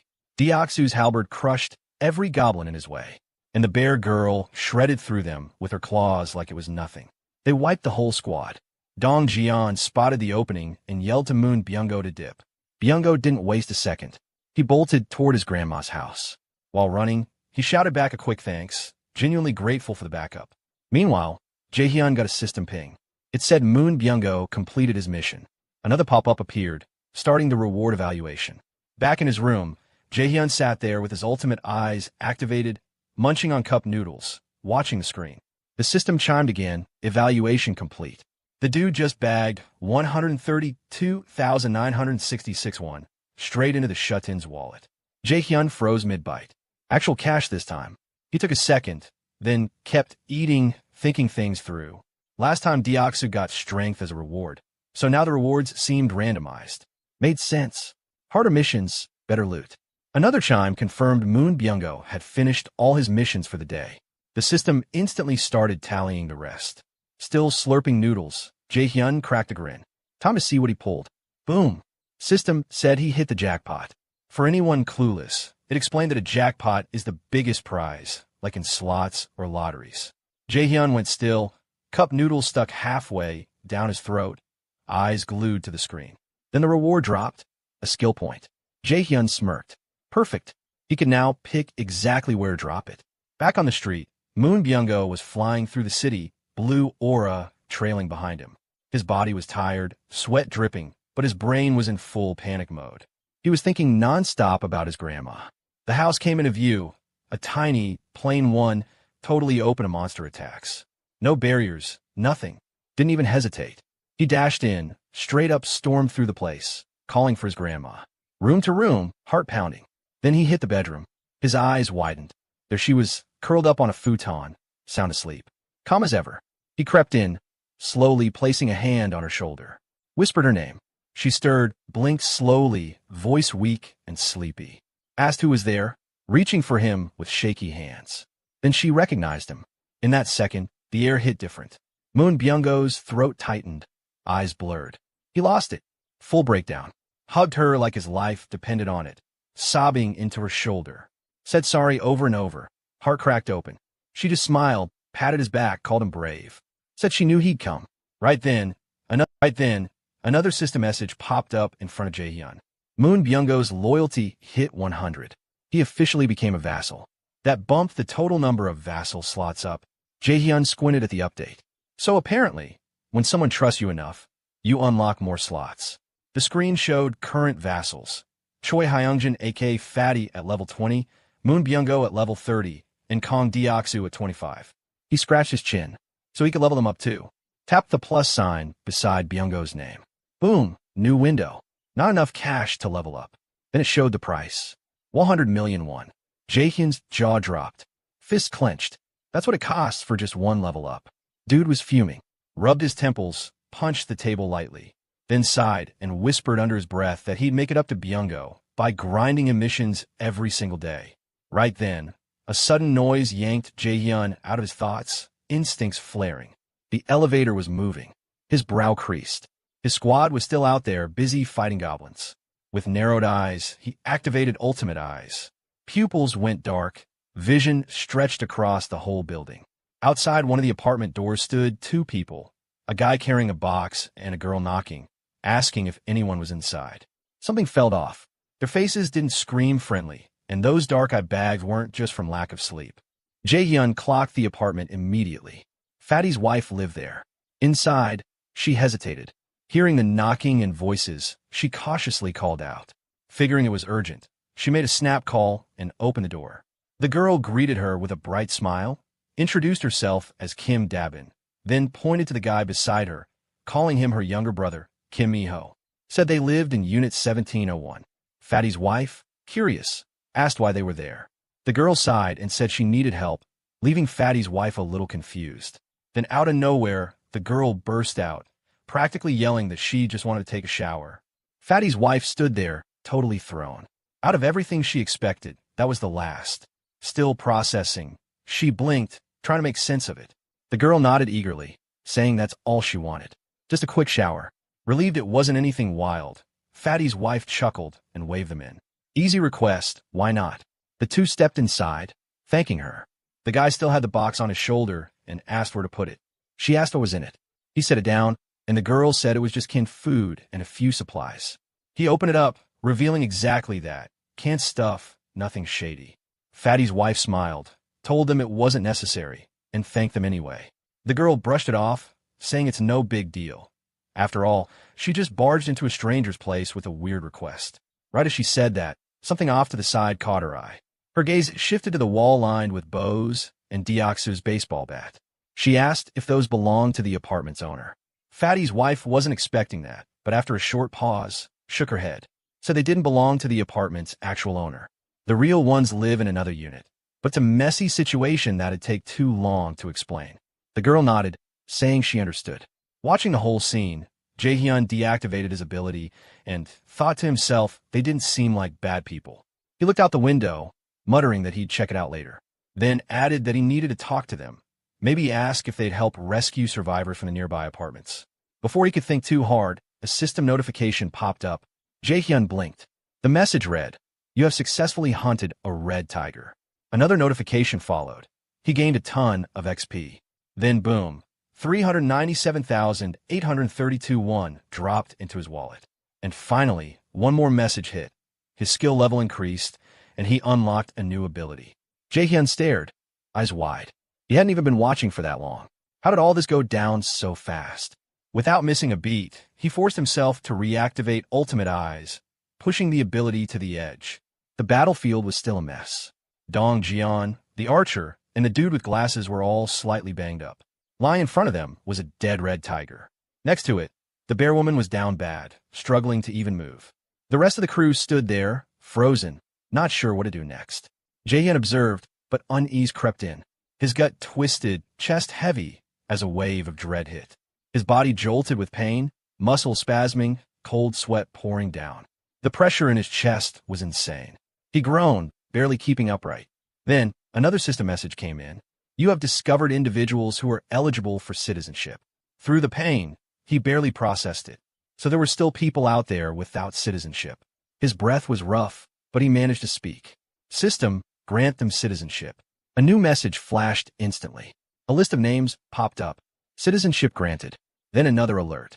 You've officially reached 50 citizens. One more update followed. XP and cash gain for all citizens just got boosted by 100%.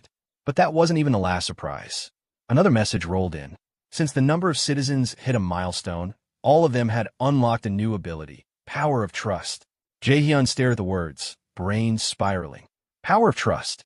That name sat heavy in his mind. Even with all the confusion, his thoughts drifted back to the battlefield. He clenched his jaw.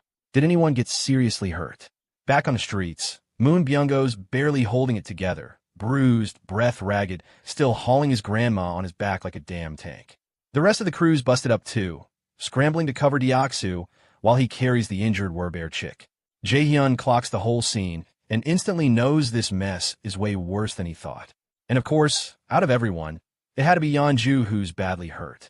As they're making a run for it, a goblin mob appears out of nowhere, blocking the way right in front of the two hauling the wounded. The rear squad wastes no time. Arrows fly, goblins drop. The archer peeps one crazy clean shot from the dude with glasses, and damn, near as a double take. She blurts out how he pulled that off with one shot, but he just looks stunned, saying he has no clue. While they keep moving, the archer suddenly notices something weird. Her body feels lighter. Dong Jian, running beside her, agrees. Turns out he's not even out of breath anymore. Meanwhile, back with Jaehyun, the system finally drops a bomb. The ability Power of Trust is a passive skill that buffs all stats by X%, where X equals each citizen's trust level. Jaehyun stares at the message, dumbfounded.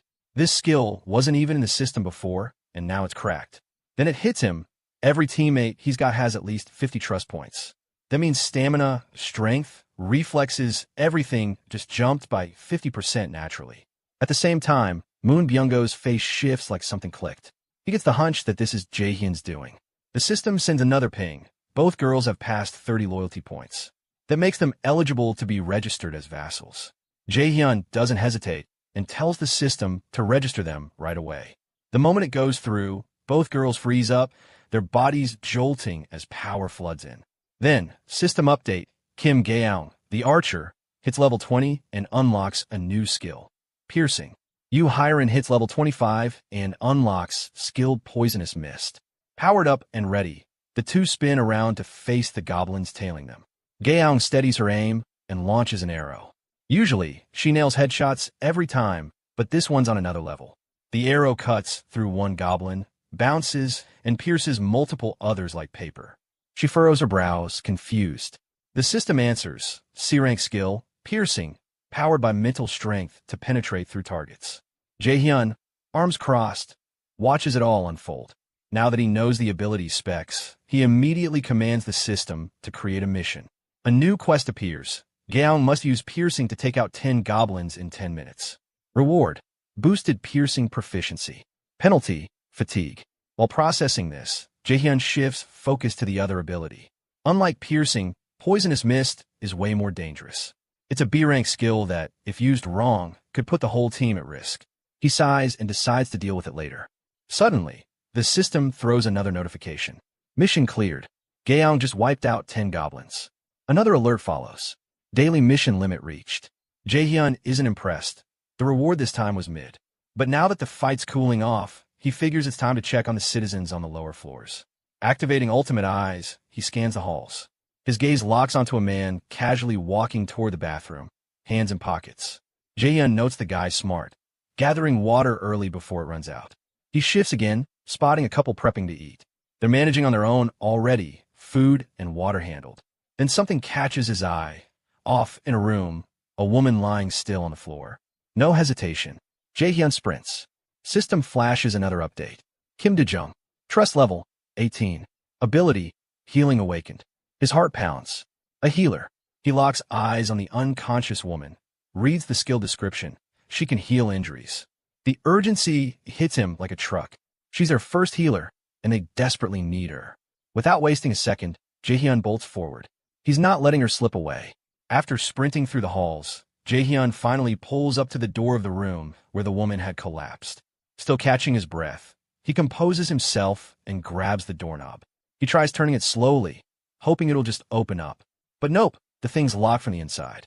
His face drops into a frown as it hits him that he's stuck outside with no way in. Shoulders sag a bit, frustration bubbling up. He takes a step back, already thinking of plan B. Then something weird happens. His eyes go wide as the system pings him with a new notification.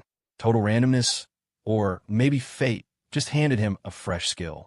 The system drops the info. It's called Invisible Hand, and it's sitting at level 1.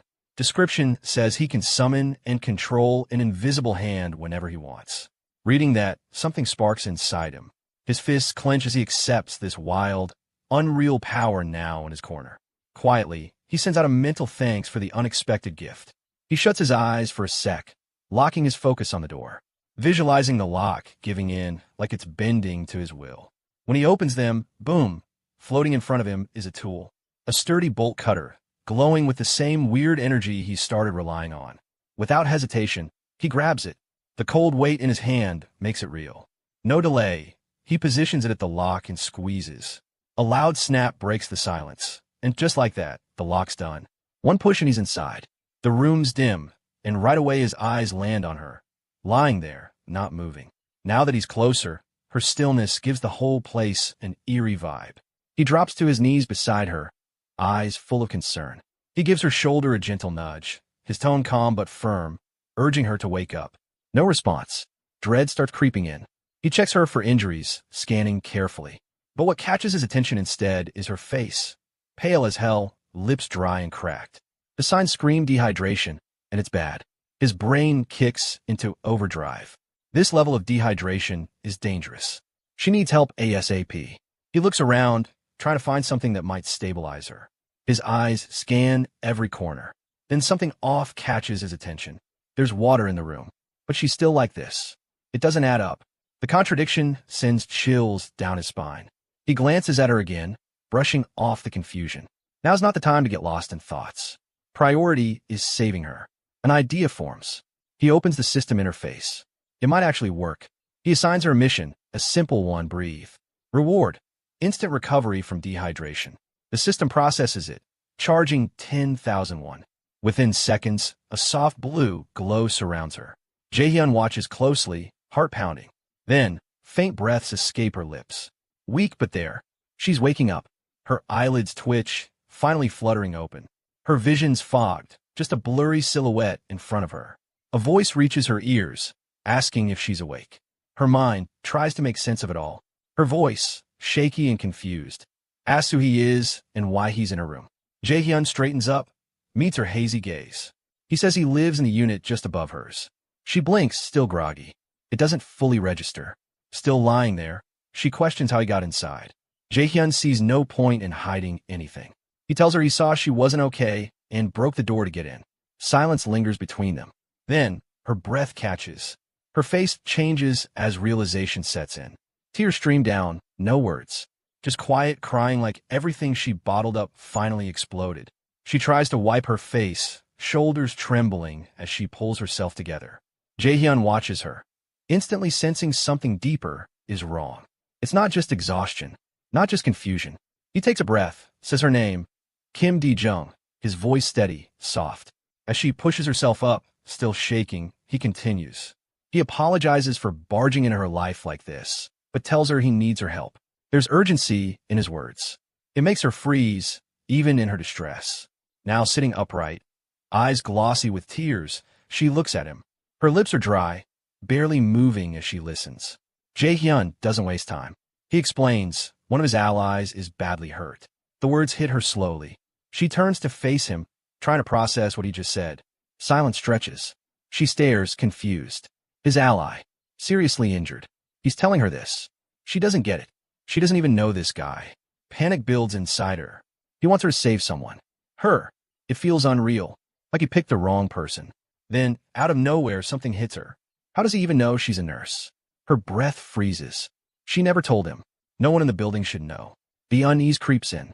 But somehow, the way he talks, the way he asks for help, it doesn't feel threatening. There's no menace. Just desperate sincerity. Still unsure, still guarded, she makes a call. She needs to see it for herself. Slowly, she turns fully toward him. Suspicion still lingers, but she swallows it down. Her voice is weak, but solid. She agrees to help. She asks where she's supposed to go. Jaehyun doesn't respond right away. He opens the system interface, fingers moving fast. He tells her to wait a sec. He assigns a mission. Heal the injured werebear. Yeonju. 1 hour time limit. Reward listed as improved. No penalties. Reading the details, Jaehyun's eyes sharpen. He's going to save Yeonju no matter what. He looks back at D-jung and tells her to rest for now. He'll handle the injured guy himself. Then casually tells her to grab something for her dehydration. But before any of that even sinks in, something absolutely wild happens. Out of nowhere, oranges just start popping into existence midair. Her eyes go wide, breath hitching as bright, juicy oranges literally fall out of the void and hit the floor in front of her. She just stares, mouth half open, completely frozen. Then reality slaps her back, and with a shaky hand, she points at the fruit scattered on the floor. Her head spinning, trying to figure out what the hell she just witnessed. Jaehyun catches on real quick that this looks beyond weird to someone like her, throws a quick apology her way. But that's not enough. Her heart's thudding hard, watching more oranges rain down from nothingness. The whole thing feels straight up cursed. Like, what kind of man even is this? Before she can spiral deeper, Jaehyun just turns around. There's this smug little smirk on his face, and he tells her he'll explain later once things settle down. Then he dips, leaving her still kneeling there, still mentally glitching. Before stepping out, he drops one last reminder. Tells her she's still not at full strength. Her body needs rest, and he straight up insists she take care of herself first. The moment he's gone, De-jung lowers her gaze to the chaotic orange pile. Slowly, she picks one up. The texture, the weight, the cold against her fingers, it's all real.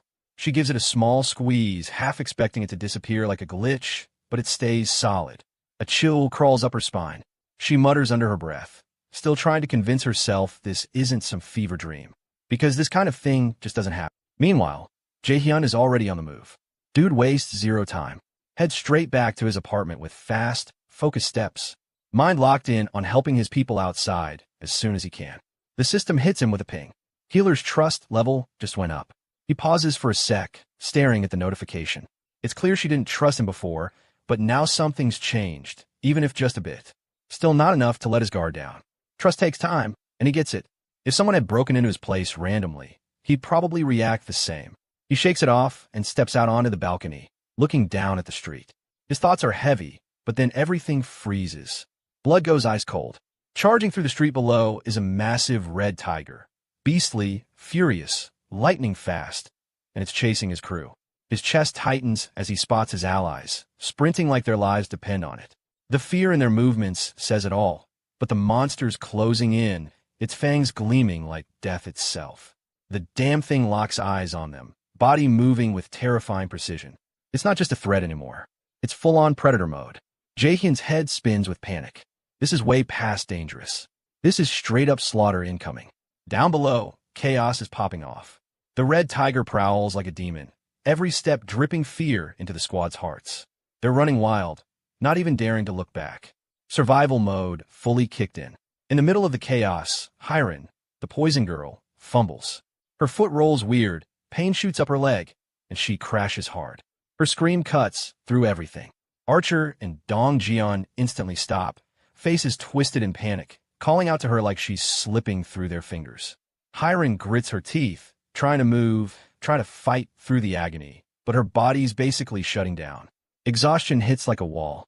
She can't move, no matter how much she wants to. Archer's voice cracks through the air, screaming for her.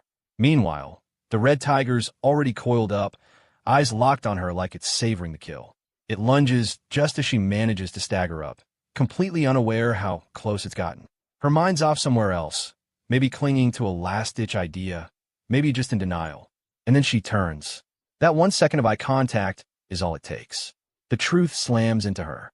The beast is right there, and it's already too late. The hopelessness settles into her bones. She stops fighting it, stands frozen, bracing herself for the end, ready to be torn apart.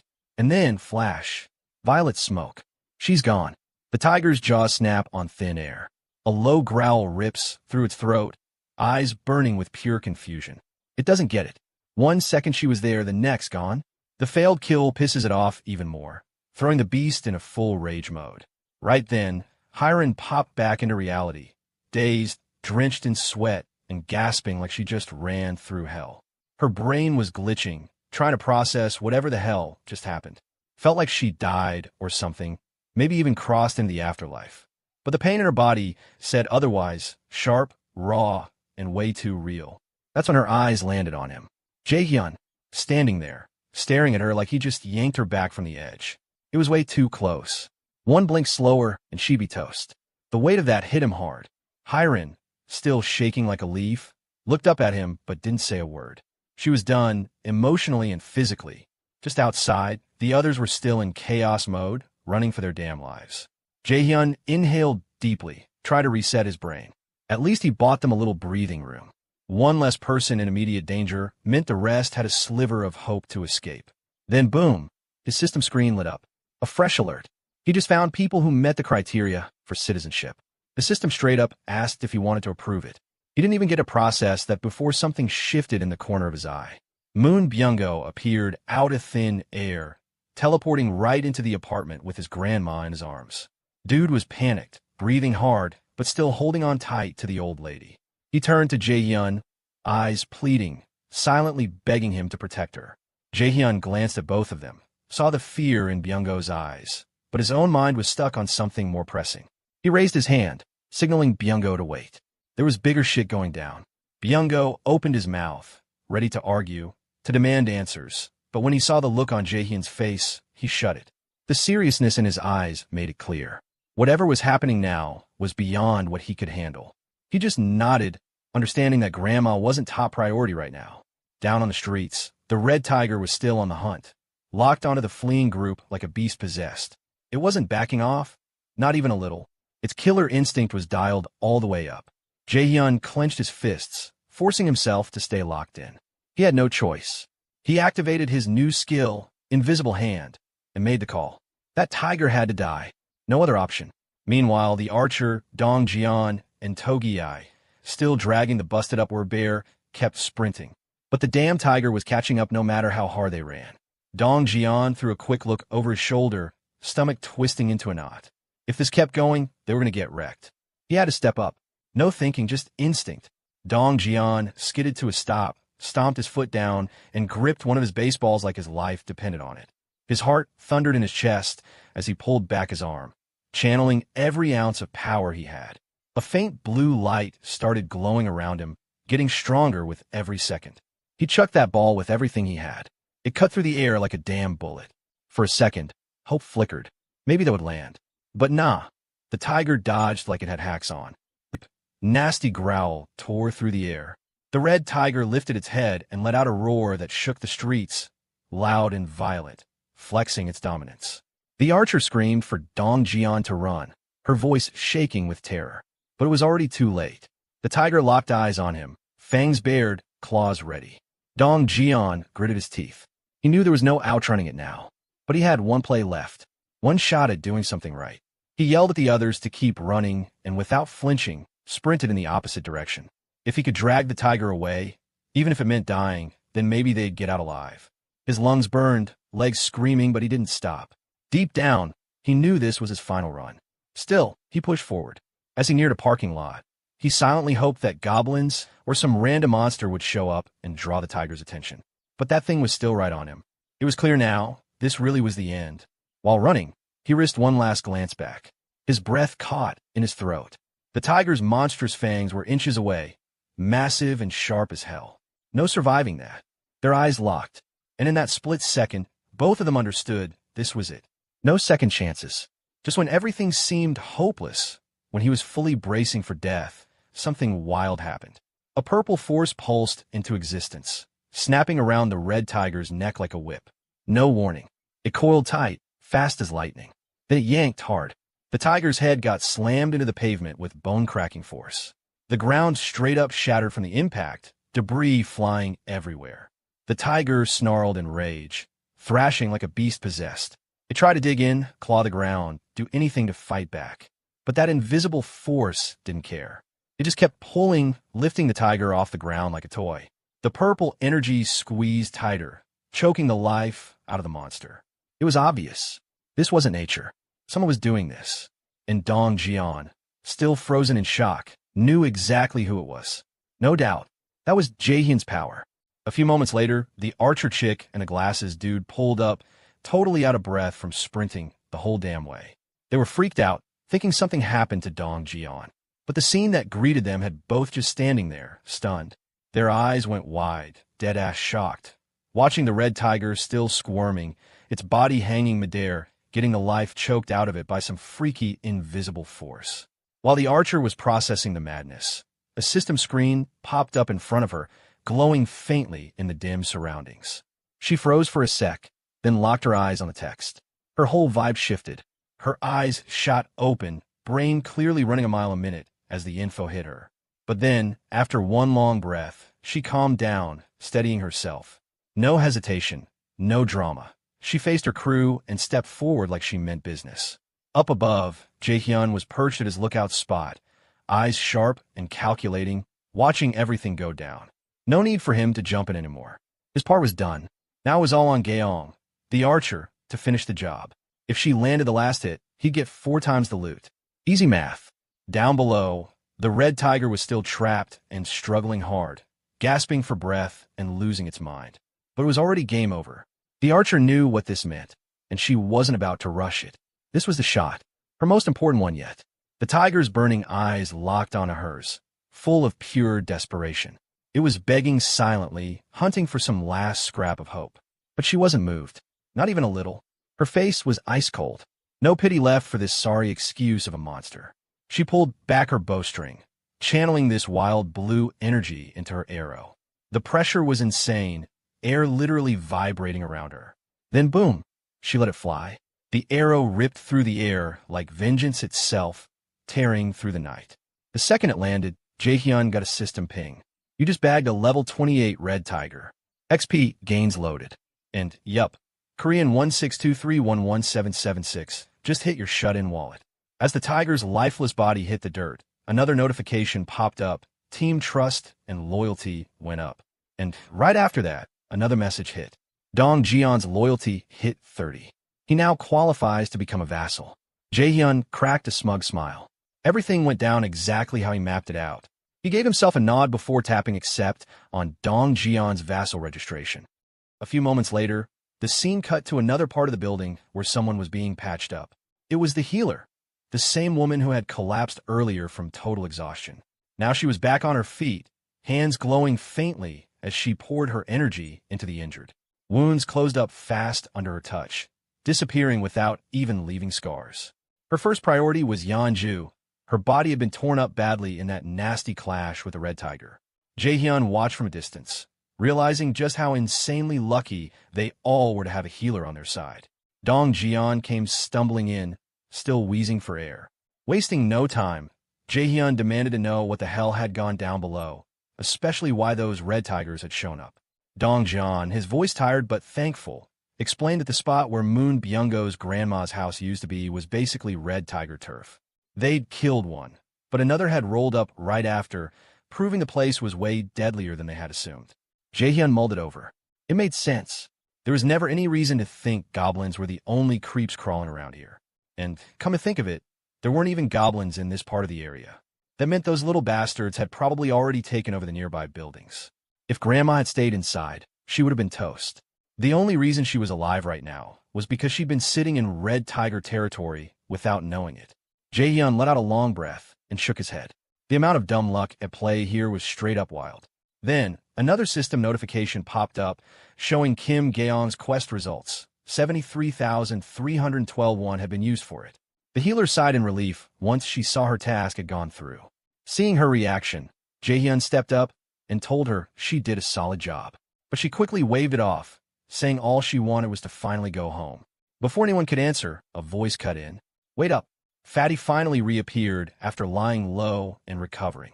Scratching the back of his head, he looked awkward as hell before blurting out that he wasn't cool with everyone just piling into his apartment all the time. Jaehyun turned toward him, and for the first time, he really noticed just how many people were crammed in here. Everyone else clearly thought the same, their faces stuck between amusement and awkwardness. Jaehyun chuckled, calming the vibe, and reassured him it wasn't a problem. He'd already lined things up. Unit 2901 was empty, fully stocked with electricity, water, and all the basics. They were free to move in. The group went nuts with joy at that announcement. He then called out to Dabin, telling her units 2101 and 2102 were also empty. He promised he'd make sure electricity flowed into those units too, and asked her to spread the word to the other survivors so they'd know they could use the bathrooms and showers there.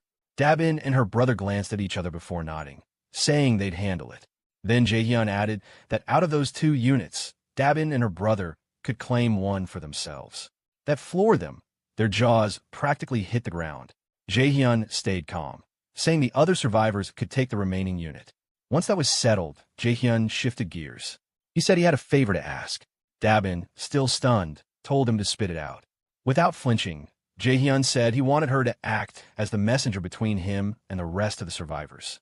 She froze, brows furrowed, and repeated it like she couldn't believe it. Did he really just call her messenger? Jaehyun's face stayed dead serious as he confirmed it. He then broke down the plan. She was to tell everyone that whichever team killed 100 goblins the fastest would score themselves an empty unit. On top of that, the winning team would get stacked benefits, essentials, unlimited power, water, gas, and food. Basically a full survival package with comfort included. But Jaehyun wasn't done. He explained that if a team agreed to take in 10 extra survivors, those people would also share in the same perks.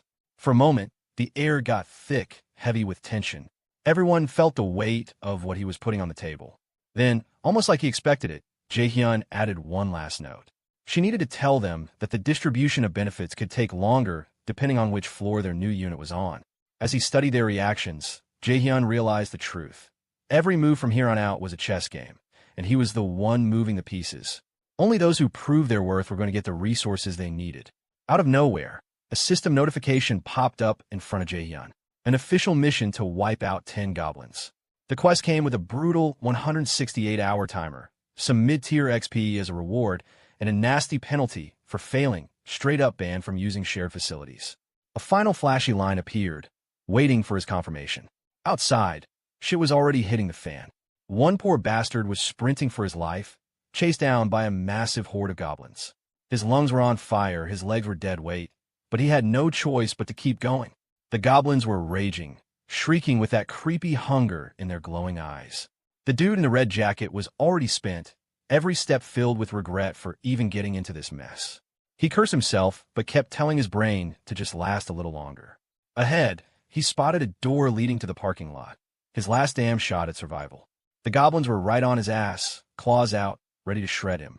At the final moment, he yeeted himself forward, sliding like some desperate soccer tackle, his body barely squeezing through the doorway before they could grab him.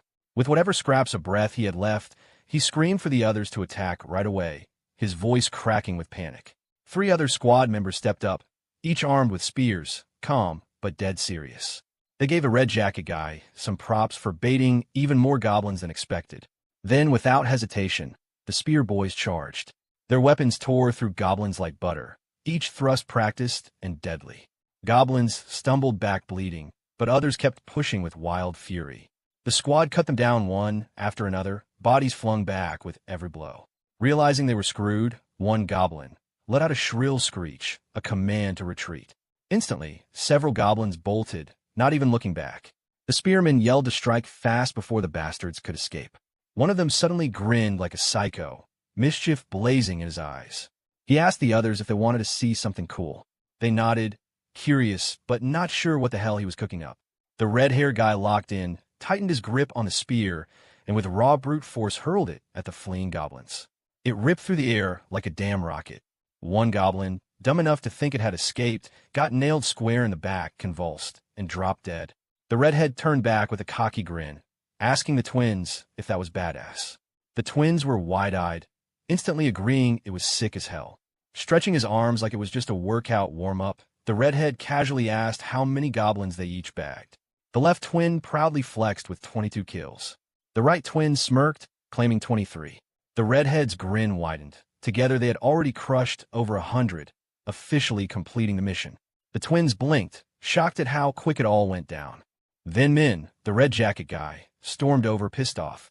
He went off about how the redhead had said there'd only be around 10 goblins, yet he'd almost died out there. The redhead's forehead veins popped as he snapped back, demanding what Min was whining about now. Min kept spitting fire, saying there was no way anyone could mistake that many goblins for just 10. The redhead rolled his eyes and brushed it off, saying results mattered. Thanks to their win, they were about to get a brand new crib, so Min should shut up. He then told Min to pay attention, calling him bro, hinting they might actually be siblings. Veins bulging, he reminded Min this whole strategy was his idea. He was the one who pushed for spears, which the twins had crafted, and all Min had to do was run, something he was already damn good at. With an annoyed sigh, the redhead gave him an out. If he hated it so much, he could just leave the squad since he wasn't making much of a difference anyway. The twins stepped in before fists flew. One told the redhead to relax, reminding him Min did his part too. The other twin threw Min a playful grin, saying he nailed it as bait and was fast as hell out there. The redhead clicked his tongue, pissed, ranting that Min always found a way to get under his skin. He demanded to know how Min dared to talk back. One twin urged Min to just apologize and move on. With no choice, Min sighed and muttered a half-assed sorry. The redhead scoffed and turned away, saying it was time to move on. They needed to hit the 21st floor to claim their new digs. But when they got there, ready to celebrate, Dabin dropped the bomb. Another team had already beaten them and taken the reward. The whole group froze, stunned, their hype turning into disbelief. In their heads, they had been insanely fast. No way anyone cleared the mission quicker. The redhead's face darkened, his temper flaring. He barked if another team really managed to slay 100 goblins faster. Dabin nodded, confirming it. The redhead furrowed his brows, telling Dabin to quit joking and hand over their house already. Dabin kept a straight face, insisting it wasn't a joke. Then she revealed the team who cleared the mission first had just arrived. Seeing them made the redhead's blood boil even more. It was Dabin's own brother and an old couple, both strolling in with cheerful smiles like they didn't just rob the spotlight. Dabin turned to her brother, wanting to know how things went with Jae-hyun. Her brother laid it out straight. They struck a deal. In exchange for ditching the new house, both his place and the elderly couple's crib would now get electricity, food, and the whole survival package. On top of that, the daughters wouldn't have to go on missions anymore. The second Dabin heard that, she snapped back that the daughters were minors, so they shouldn't have been shoved into missions to begin with. But the old couple just smiled like nothing could shake them and corrected her. Nah, their daughters weren't kids, they were grown-ass adults who only looked young. The old woman even added that the girls were skilled with bows, though her husband always stressed too much about them. Her brother went on, saying the deal even included getting bows and arrows for the daughters. Dabin frowned, wondering why the hell they needed bows. Were they seriously still going to hunt goblins? Her brother confirmed it. Jae-hyun had only asked them to wipe out the goblins in the nearby areas. Since the little monsters kept respawning no matter how many got slaughtered, they had to keep the numbers under control. Hearing all that, the red-haired guy was already looking pissed, and he barked at them to cut the useless chatter. In a firm voice, he said it looked like they were handing themselves special perks just because they were the ones in charge, and that was unfair. To a point, Dabin's brother admitted he wasn't wrong. That's why, to balance things out, he explained that Jae-hyun had ordered the second and third groups to kill 100 goblins and head to the 30th floor to collect their rewards. That finally put a genuine smile on Dabin's face. She reassured everyone that it worked out fine and told them to head up to the 30th floor. She also added that Jae-hyun would be waiting there. The red-haired man, still salty as hell, kept stewing over the fact that his team wasn't first. As the elevator went up, the red-haired man suddenly muttered that Jae-hyun didn't even look older than them. So is that really his name? Then he laughed, dripping sarcasm, mocking how Dabin had been speaking about him so respectfully. One of the twins piled on, joking that maybe Dabin saw Jae-hyun as some kind of god. The other twin burst out laughing too and scoffed, saying, "God my ass. He was nothing more than a cult leader at best." Then, like the thought just clicked, he added that maybe the guy wasn't even sane. Min, who had been quiet the whole time, finally muttered that all of them were alive only because of Jae-hyun's power. He hinted they didn't really have the right to talk trash about him like that. The second those words left his mouth, the vibe in the elevator flipped. Everyone's face soured. The red-haired man looked more pissed than ever and accused Min of just sucking up to Jae-hyun. That one jab was enough to suck all sound out of the space. Then he leaned back with that menacing stare and warned Min they'd have a little chat later. That's when the twins noticed something off. Jae-hyun was walking toward them. Calm as hell, one hand in his pocket. With the most casual little smile, he greeted them with a simple hello. That alone, paired with his whole presence, was enough to make all four of them freeze like they'd seen a ghost. The red-haired man, suddenly nervous, stuck his hand out and stammered that his name was Baek Sanjiab. Jae-hyun shook it firmly, but with zero effort, and then casually commented that he'd seen Sanjiab and his crew hunt. He said they'd used the barrier perfectly and their strategy was solid. That sent a cold chill down Sanjiab's back. His voice shook as he tried to understand how Jae-hyun could have possibly known that. But Jae-hyun didn't even acknowledge it. He just kept smiling and dropped that from now on, he'd be supplying electricity, water, and gas to units 1301 and 1502. Sanjiab, still tripping over what was happening, managed to thank him, but then blurted out how any of this was possible. Again, he tried to press how Jae-hyun was pulling it off. For the second time, Jae-hyun flat out ignored him.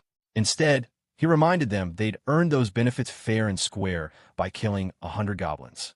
Then Jae-hyun's smile twisted, turning into something disturbingly eerie. His voice cut through the air with a tone sharp enough to freeze blood. He said, "By the way, I'm not some cult leader." His eyes gleamed with cold amusement as he added, "And I sure as hell don't plan on becoming a god." The weight of that line left the group paralyzed, their spines iced over, no one even able to breathe. With that same devilish grin, Jae-hyun lifted his hand close to his mouth, like he was about to whisper a secret. His tone dripped with something dark and unsettling as he dropped his final line. He had a request for them. Sometime later, a new squad comes tearing down the street, hauling ass like their lives depend on it. And yeah, it's not goblins chasing them this time. It's massive, blood-hungry orcs, swinging weapons like they're ready to cleave heads off. The group bolts around corners, legs burning, shouting for someone, anyone, to start chucking shit at the beast to slow them down. Up ahead stands Dong Jian, cool as hell, clutching a handful of spears. With a sly smirk, he tells them they did good. While the orcs stay locked on the fleeing group, he channels raw energy into one of his spears, the blade lighting up with a sharp blue aura. The system pops up, flashing his stats. Level 33, Title 6 Knight, Trust at 70, Loyalty at 78. Awakened ability, Throwing. His throws were already nasty, but now he can burn through mental energy to crank his power 5 damn times higher. Energy crackles along the weapon as he preps his strike. The system also lays it out. His physical stats scale with loyalty, monster drops are tripled, and knights like him level up faster than normal. Then, boom, he launches the spear. It tears through the air and nails the lead or clean. Its buddy goes berserk, roaring, machete in hand, and charges right at him. But Dong Jian doesn't even flinch. Why? Because from the back line, an energy-coated arrow is already screaming through the air, slamming into the orc's skull. The archer had been covering them the whole damn time, which is why Dong Jian looked so calm. The second orc drops, and without missing a beat, Dong Jian whips another spear into the third. The moment it hits, he finally exhales and mutters that it's over. The system chimes again. Jaehyun has successfully hunted a level 19 orc, banking 3,211,098 won toward the mission of killing 100 orcs. With the job done, 3 poor souls hiding from the orcs crawl out alive. Dong Jian steps up, reassuring them there's a safe spot waiting. But just as they head back, the system suddenly throws up a warning. Unauthorized people trying to get in. It prompts Jaehyun, asking if he wants to grant them citizenship. Having just switched off his ultimate eyes, he notices there are 3 newcomers. Accepting them pushes his citizen count to a clean 200. A new notification hits. When thresholds are met, new abilities unlock. This time, it's tax collection. 10% of all citizens' cash funnels back to him, but with a 30-day cooldown. Jaehyun realizes this is basically a money-back guarantee, but not something he can just undo on a whim.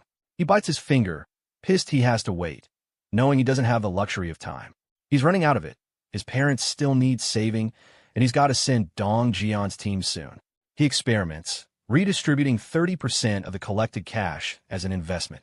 The system responds, ding, ability leveled up to 10, handing him 3 extra skill points. But before he can relax, his chest seizes up with sharp pain. A deep purple domain expansion spreads out across the entire building. The system congratulates him. His domain has officially declared across the complex. On top of that, 1 billion won gets dumped into his wallet, and the construction function unlocks. Still gripping his chest, Jaehyun stares at the screen. A list of build options appears with their prices and potential revenue. He sees the total fund and annual production capped at 30 million won. Available projects, solar generator, store, training facility. He's shocked as hell. The solar generator alone costs 130 million won, which means running it for nearly 5 years just to break even. No way that's worth it right now. So he declines, prioritizing immediate upgrades for his vassals. But something feels off. Checking closer, he sees the 1 billion won is locked for construction only. That realization flips the script. This isn't tied to his personal wallet. It's free money just for building. A grin creeps across his face. Why the hell hold back? He instantly confirms the solar generator. The system sets a 24-hour timer, leaving him with 867 million won. Cheap for what it offers, really. He even asks if he can install another, but nope. 1 per building, maxed out. Next, he dives into the store option. And holy shit, it's even better than expected. It links directly to his existing store, letting citizens buy registered items, with the system itself spawning the goods in real time as long as funds are there. No physical shop, no messy distribution headaches. Before, Dabin had been breaking her back handling supplies. Now the system automates it all. Even better, Jaehyun can set prices himself, boosting liquidation rates. He doesn't hesitate, installs the store instantly, picking Unit 101 for the location. The timer sets to 48 hours. Then comes the training facility. This one's a beast. It'll crank citizen training efficiency by 200%, and for anyone under level 15, a massive 300% boost. Jaehyun gets fired up, realizing how insane the grind will be now. He slams it down across the entire second floor, turning the whole damn level into a training hub. The system updates, 72 hours until completion. On top of that, he's got those 3 new skill points. But there's more. The system unlocks itemization. This feature lets products be sold in multiple sizes and quantities instead of just bundles. Intrigued, Jaehyun taps deeper to check the deets. Up until now, people only had package deals. But now, finally, individual purchases are in play. Scrolling through the list, Jaehyun spots a bunch of liquid-based items. Not everything's there yet, but damn, the lineup's way broader now. More food types, more product variations, like the whole system just leveled up. With a sly grin creeping onto his face, Jaehyun cooks up a new plan in his head, realizing just how busted this upgrade could be. Meanwhile, on the battlefield, Deoksu is decked out in his knight armor, squaring up against a nasty orc swinging around a giant-ass knife. The beast slams a strike into him, but the armor soaks it all up, leaving him untouched. Seizing the opening, Deoksu counterattacks, dropping the orc with one clean, brutal blow. Breathing heavy, he mutters under his breath that it was way too close, and this fight's draining the hell out of him. From behind, Dong Jian shouts over, asking what would happen if he just yeeted the halberd he's holding. Deoksu glances at the weapon, admitting he's never even thought about that before. Dong Jian tells him to hand it over, wanting to try something dumb but bold. The moment it's in his grip, that familiar blue aura crackles around his hands. He locks in, hurls the halberd with all his strength, and the damn thing rockets through the air like a missile, vanishing into the horizon with ridiculous force. Deoksu's jaw drops, eyes wide, like he can't believe what he just saw. He seriously thought Dong Jian was joking about throwing it, but nope, the weapon's gone. Dong Jian crosses his arms, calm as hell, and says it's already been thrown. Now Deoksu should just cancel the summoning and call it back. That's when it clicks for Deoksu what Han was thinking earlier. He channels his energy, cancels the halberd summon, then reactivates it, and boom, another halberd instantly materializes in his hands. He stares at it in awe, shock melting into pure hype. Ecstatic, he turns to Dong Jian, calling him a damn genius. Dong Jian brushes it off, telling him not to blow things out of proportion. Right then, the archer rushes up, tense as hell, saying they've got to dip because her arrows are nearly tapped out. But before the words fully leave her mouth, something strange flashes on the ground. She looks down, and there it is, a fresh quiver stacked with arrows, appearing like it was dropped straight from the system. It's like Jaehyun himself is telling them to keep pushing forward. Retreats off the table. The system pops off with a brand new ability called Omni Focus, letting the user pop another skill while still scanning with those busted-ass ultimate eyes. After scooping up the new arrows, Hyrin keeps grinding mobs with the crew. Notifications keep spamming. More dead orcs. Last one was level 19. Rewards dumped straight into the shut-in wallet. At the same time, the system's flexing. Some citizens are clearing missions, spending ones, and even leveling up. Jaehyun crosses his arms, stares at the system, and smirks like he already knew. He was right all along. Stats can be juiced through mission rewards too. For the first time, a little spark of hope creeps in. Looking out the window, he notes his parents' place is about 10 kilometers away, roughly a 3-hour walk if he hoofs it. After thinking it through, he takes a stroll around the building, rides the elevator up, and heads straight to the rooftop. From the top, he takes in the wreckage of the apocalypse. The city is just ruins and dust, every damn building leveled except his own. The sight is brutal, and under his breath, he mutters how horrifying it all is. His brain starts spinning. He needs to move fast. Opening the system window, he checks out Dong Jian's group. First target, John, tagged as the 7th servant with trust at 59, loyalty at 33, and rocking the awakened skill Crow's Covenant. Recon specialist, meaning John's best paired with the werebear and the healer. The werebear, Yanju, sits at level 33 with the warrior bear ability, but her loyalty's trash at 12. Meanwhile, the healer Kim De-jung is level 30, armed with healing, blessing, and magic armor. Jaehyun notes the healer's already locked in as a vassal, but Yanju's still holding out. De-jung's got an A-tier blessing that amps physical stats by 70% and a B-tier magic armor that throws up a shield for allies. Straight stacked. Jaehyun realizes people born with awakened skills are busted compared to the rest, and his mind drifts. How the hell can he win over Yanju? He remembers her desperate obsession with resurrecting her son. Maybe that's the key.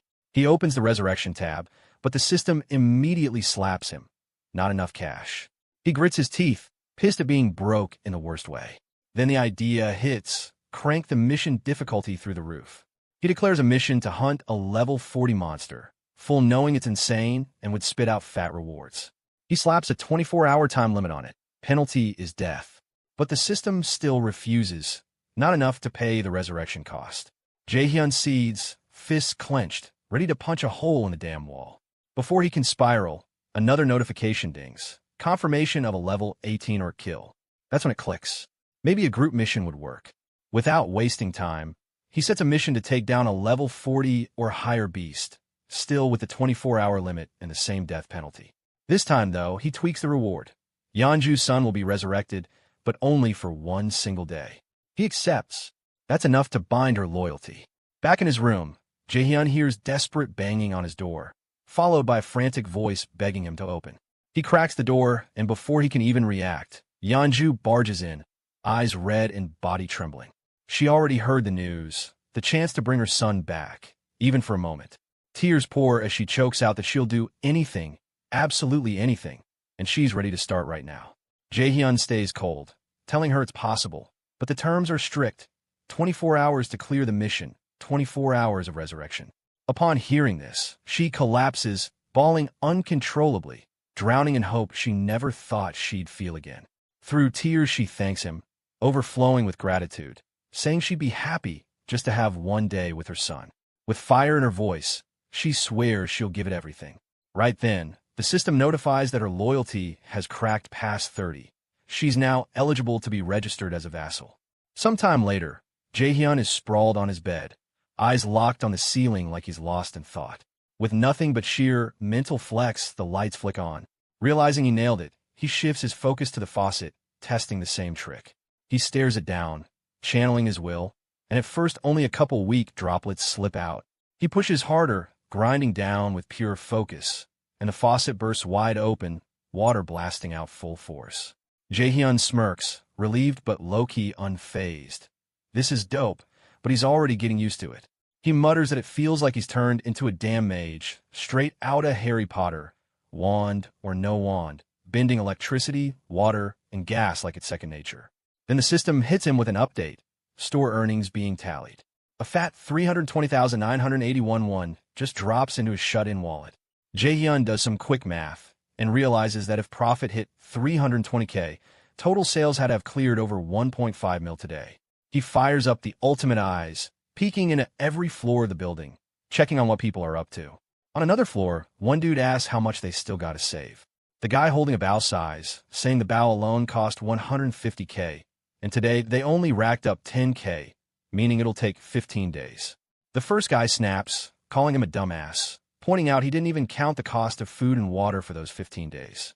The archer, pissed, spins around and tells him to do the math himself if he's so damn smart. Jaehyun watches the bickering, noting how the vibe in the building shifted ever since he started tossing out reward money. Ever since that strange store appeared on the first floor, the small profits from hunting goblins have lit a fire under people, making them hungry for more. But now the goblins in the apartment complex are basically wiped out, so folks are being forced to head outside, looking for fresh prey. Checking the system, Jaehyun feels a twisted satisfaction. Level ups are flowing, citizens are multiplying fast. The count now sits at 789, XP and money bonuses locked at a full 100%. He knows shit is about to skyrocket from here. Another notification dings. Yet another level 18 orc down.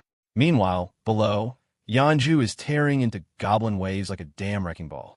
Her superhuman strength alone is enough to turn the battlefield into a slaughterhouse. A golden aura blazes off her body, terrifying goblins before they can even lift a blade. All she can think about is her son, that hope fueling her rampage as she shreds through the last of them. When it's finally over, her beast form fades and exhaustion slams into her, leaving her gasping for breath. From a distance, the healer calls out, checking if she's hurt. Yeonju waves it off, saying even if she was, it wouldn't matter. The healer warns her not to burn herself out, pointing out she's deleting monsters before anyone else can even touch them. Yeonju apologizes, saying she's not trying to steal kills.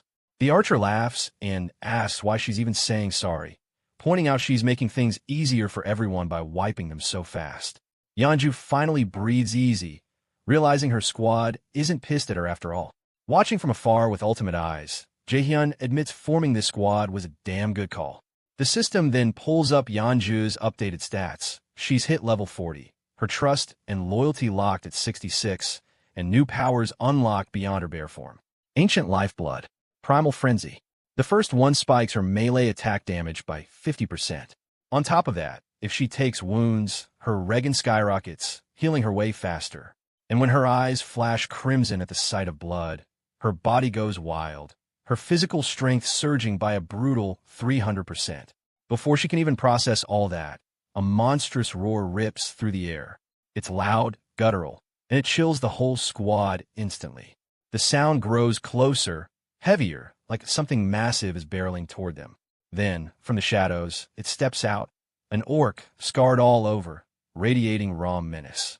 Its crimson eyes blaze like fire, and in its massive hands it grips a club big enough to crush a car. The thing starts speaking in some twisted tongue, words none of them can understand, and the ground itself feels like it's trembling under its presence. Faced with a threat that could end her right there, Yanju doesn't flinch for even a damn second. She snaps into her beast mode, shifting instantly into her towering warrior bear form. Massive, golden aura blazing, she plants herself in a battle stance, staring down the orc like she owns the field. The archer and healers shout in the back, telling her to be careful, but she's already charging. A roar so loud it rattles bones rips from her throat, aiming to break the orc's spirit. But the bastard doesn't even blink. He grips his club, stands tight, and locks eyes with her. Yanju swings first. The orc reacts in a flash, club raised to block. She doesn't slow down, hammering blow after blow, but he tanks it all like a brick wall, playing pure defense. She spots a sliver of an opening, shifts her angle, and slams from the side, trying to land that clean hit. Meanwhile, Yuhiren's locked in, bow raised, determination burning in her eyes. That arrow in her hands glows with a fierce blue aura. Watching closely, she notices the orc falter just a bit while dealing with Yanju's fury. Perfect. She lets the shot fly, a streak of deadly precision. Yanju steps back, quick to avoid catching friendly fire, but the orc's reflexes are insane. He whips his club and swats the arrow off course, dodging death by a hair. That slip-up, though, it costs him. Fueled by raw fury, the werebear lunges, her entire bulk crashing into him like a damn truck. He slams to the dirt, and before he can blink, her fangs flash. His eyes widen, terror plain as day. Then, with one brutal bite, it's game over. The orc's life ends in an instant. The system pings Jae-yun, flexing that he just dropped a level 28 orc leader. Bonus, his shut-in wallet fattened up with a fat deposit of wands. Another notification hits. Conditions met for building a forward outpost. Basically a defense tower, a mini-safe zone outside the home base. Activated, it pushes the same protective aura as the house itself. 2 rules apply. First, only works if a knight-rank citizen or higher lives there. Second, if some random loser stays inside for more than a day, the whole thing self-destructs. Jaehyun's caught off guard but hyped as hell. A new build option. He grins wide, muttering that even though it costs a crazy 1.3 billion won, his bank's fat enough now that the orc problem's been cleaned up. Worth it. The system drops more info. Construction takes 7 days flat, and 3 knight-rank citizens minimum need to stay stationed there. That means one thing, waiting. A whole week wasted. And that eats at him. Still, he knows most of the monsters around the site are already wiped by his people. With no hesitation, Jaehyun slams the button to start construction. 7 days is annoying, but not the worst call. If it builds within his territory, it gives him some peace of mind. He stares out at the wrecked city. Childhood memories hit, times when life was simple, when family meant warmth. Strengthening his domain means protecting that feeling. Protecting them. But bringing his grandparents here will be brutal, and he knows it. Eyes closed, he prays silently for their safety. When he opens them again, his resolve hardens into steel. Enough waiting. Tomorrow, he's sending Dong Jian's squad to launch the rescue mission. The next day, Dong Jian's crew dragged themselves back to the train station, and Jian was losing his shit. Right at the front lines, that werebear chick was tearing through enemies like a walking apocalypse. From the sidelines, he just stood there in pure disbelief, watching her shred monsters one after another. The way she crushed in orc barehanded made his brain short-circuit. No normal human could do that. She wasn't just strong, she was a damn werebear. It clicked in his head, finally making sense. She was already a beast before Jaehyun's blessing, and now she was on a whole different level, smashing orcs like they were made of paper. Yet the one thought that refused to leave his mind was how the hell June managed to win her over, especially when not too long ago, she didn't even care about hunting goblins. Maybe she had unlocked something new, some hidden ability stacked on top of her raw power. Right then, the system dropped a cold notification: mission, 1 hour limit, get it done and get home. No punishment if they failed, but the clock was ticking. Back at the station, Kim Jeon took point, scanning every corner. He spotted the rest of his squad nearby, all ready for whatever came next. Dong Jeon suggested they should just head back, and Jeon considered it for a beat before nodding. That's when his crow returned, an extension of his new power. It landed clean on his arm, wings folding smooth like shadow, and Jeon couldn't help but feel a little proud. Stroking the bird's sleek feathers, he named it Black, thanking it for the recon. Han stepped up, hand heavy on his shoulder, asking if Jeon could take over patrolling with his new tricks. Jeon sent Black up again, whispering for it to be careful. The raven's eyes gleamed with eerie intelligence as it rose, wings beating hard, soaring high above the station. It circled slow and precise, scanning rooftops, alleys, everything. And through their linked vision, Jeon saw it all. Distance didn't mean shit now. Once the sweep was clear, he told Dong Jeon the outside was safe. Orders flew quick, and the squad snapped into formation, tanks at the edges, healers shielded in the middle. They pushed forward, boots echoing against concrete, when Jeon felt it, something off at his back. His instincts fired like alarm bells. He spun around, catching a faint rustle. Just a rat, small and filthy, sprinting across the path. He shifted up onto the platform, giving space while the others moved on. But the uneasy weight in his gut wouldn't fade. And then he saw it. In the tunnel shadows, eyes gleamed. Cold, glowing locked on him. The rat leapt out, scurrying with uncanny precision, mirroring their every step. Tiny as it was, the bastard never quit, tail whipping, eyes burning as it stalked them all the way to the exit. A short while later, back at the apartment, Jaehyun laid it out. He wanted everyone's help. Lowering his head slightly, he asked for a favor, explaining the grim situation about his family. The group exchanged glances, processing his words in heavy silence. Jaehyun admitted straight up that the odds of his family surviving were slim in this wrecked world. Dong Jeon pressed him, asking if his relatives were inside the same apartment complex, but Jaehyun answered with uncertainty, saying it was hard to know for sure. That's when Byung-go stepped forward, bold as hell, and without hesitation declared that they would rescue Jaehyun's family. His sudden outburst snapped every eye toward him, but he didn't flinch. He insisted they should help. Dong Jeon, with a faint but genuine smile, nodded in agreement, reminding everyone that they had survived this long only because of Jaehyun. Facing June directly, Dong Jeon made it clear they'd help, but only if Jaehyun laid out the instructions. Relief washed over Jaehyun's face as he managed a small smile, thanking them for their willingness to stand by him. With everyone watching, he explained the plan. The orcs at the station were gone, so their next move was simple. They'd follow the subway tracks to the next station. That place was the closest to his home. He pointed out exit number 2, saying once they got outside, he would give more specific directions. He stressed that he wasn't asking them to charge straight into danger in one reckless mission.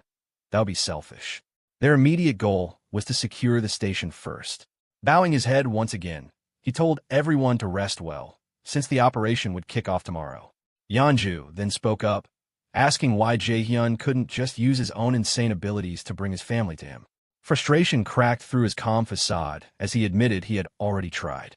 He had even attempted teleportation through mission rewards, and when Byung-go awakened his own teleportation ability, Jaehyun thought they had finally struck gold.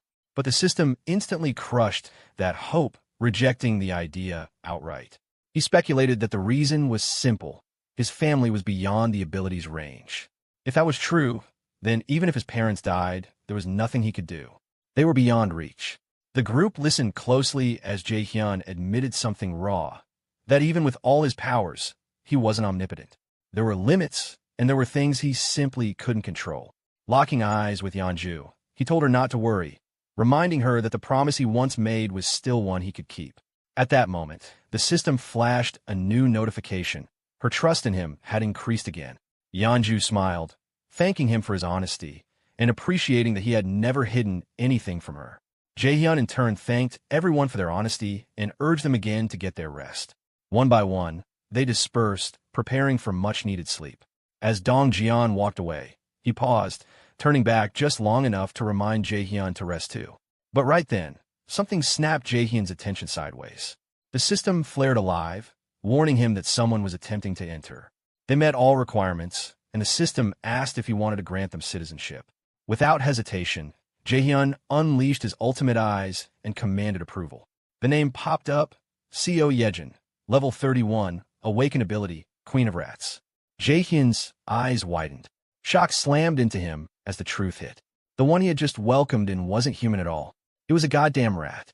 1 hour earlier, when the crew was still stuck inside the subway station, a rat was creeping in the shadows, eyeballing them like it had front row seats to some wild show. These people weren't normal. They had straight-up shredded orcs like it was light work. As they climbed the stairs, the rat kept wondering if they were all rocking awaken abilities, and at the same time doubting if that was even possible. Hiding in a corner, the little bastard debated its next move. Maybe it was smarter to just stalk them for a while and slide in later when the time was right. With its skills, pulling that off shouldn't be too damn hard. So, hyped on its own plan, the rat darted after the squad. Out on the wrecked city streets, it kept tailing them, convincing itself it was just checking things out. Then its ears twitched, human voices, actual laughter. Kids playing like this wasn't a fucking apocalypse. The rat froze, dumbstruck. Seeing kids goofing around in a world torn to pieces? That was just unnatural. It looked at the intact building where everyone had gathered, and its curiosity spiked like crazy. What the hell was this place? It decided to sneak closer, but as soon as it tried hopping up the steps, it smacked headfirst into some invisible wall. Skull throbbing, a fat lump rising, the rat squealed in pain like a damn cartoon. Right in front of it, a glowing system window popped up, denying entry. The rat rubbed its aching head, grumbling, when another message appeared, asking if it wanted to acquire citizenship. Annoyed and still woozy, the rat just hit accept without thinking. At first, it cursed itself, thinking, nah, no way in hell a rat gets citizenship. But then, ding, the system confirmed it. Rat was officially a citizen. The little dude went nuts, punching the air with its tiny paw like it had just pulled off the greatest heist in history. Hyped, it strutted forward and slid through the entrance. But the second it crossed the line, all hell broke loose. People freaked the fuck out. A rat inside their safe haven? Instant riot. Boots slammed down trying to crush it, but the rat went into survival mode, dodging and darting like its life depended on it. After a desperate scramble, it tumbled out of the chaos, rolling straight into another room. This room? A goddamn training facility. The squad was in there grinding hard. Dong Jian and Deoksu pumping dumbbells like their arms were forged out of steel. Byungo and Jian cranking out bench presses. Hiren and Gaeong doing their own drills across the room. Meanwhile, Dejung and Yanju were swapping turns on the lat pull-down, tearing it up. The rat just sat there in awe, tiny jaw dropping, mind blown by how savage the training was. What kind of monster nest had it stumbled into? Meanwhile, somewhere else, a woman was clutching her head, groaning from a splitting headache. She had been in the subway station earlier, and now she was suffering, probably still messed up from when the rat face-planted into that invisible barrier. She covered her mouth, but instead of fear, a twisted grin spread across her face. The pain had given her clarity, opportunity. Her smile warped into a full-blown maniacal grin. She finally had a way to survive. But getting there? That was the tricky part. She needed to reach Siamayan Station, where the group had been. Chewing on her nails, she thought it through. The subway tracks might be her only route. Problem was a monster owned that place, blocking the way like a damn boss fight. But instead of breaking, she clenched her fists, eyes blazing.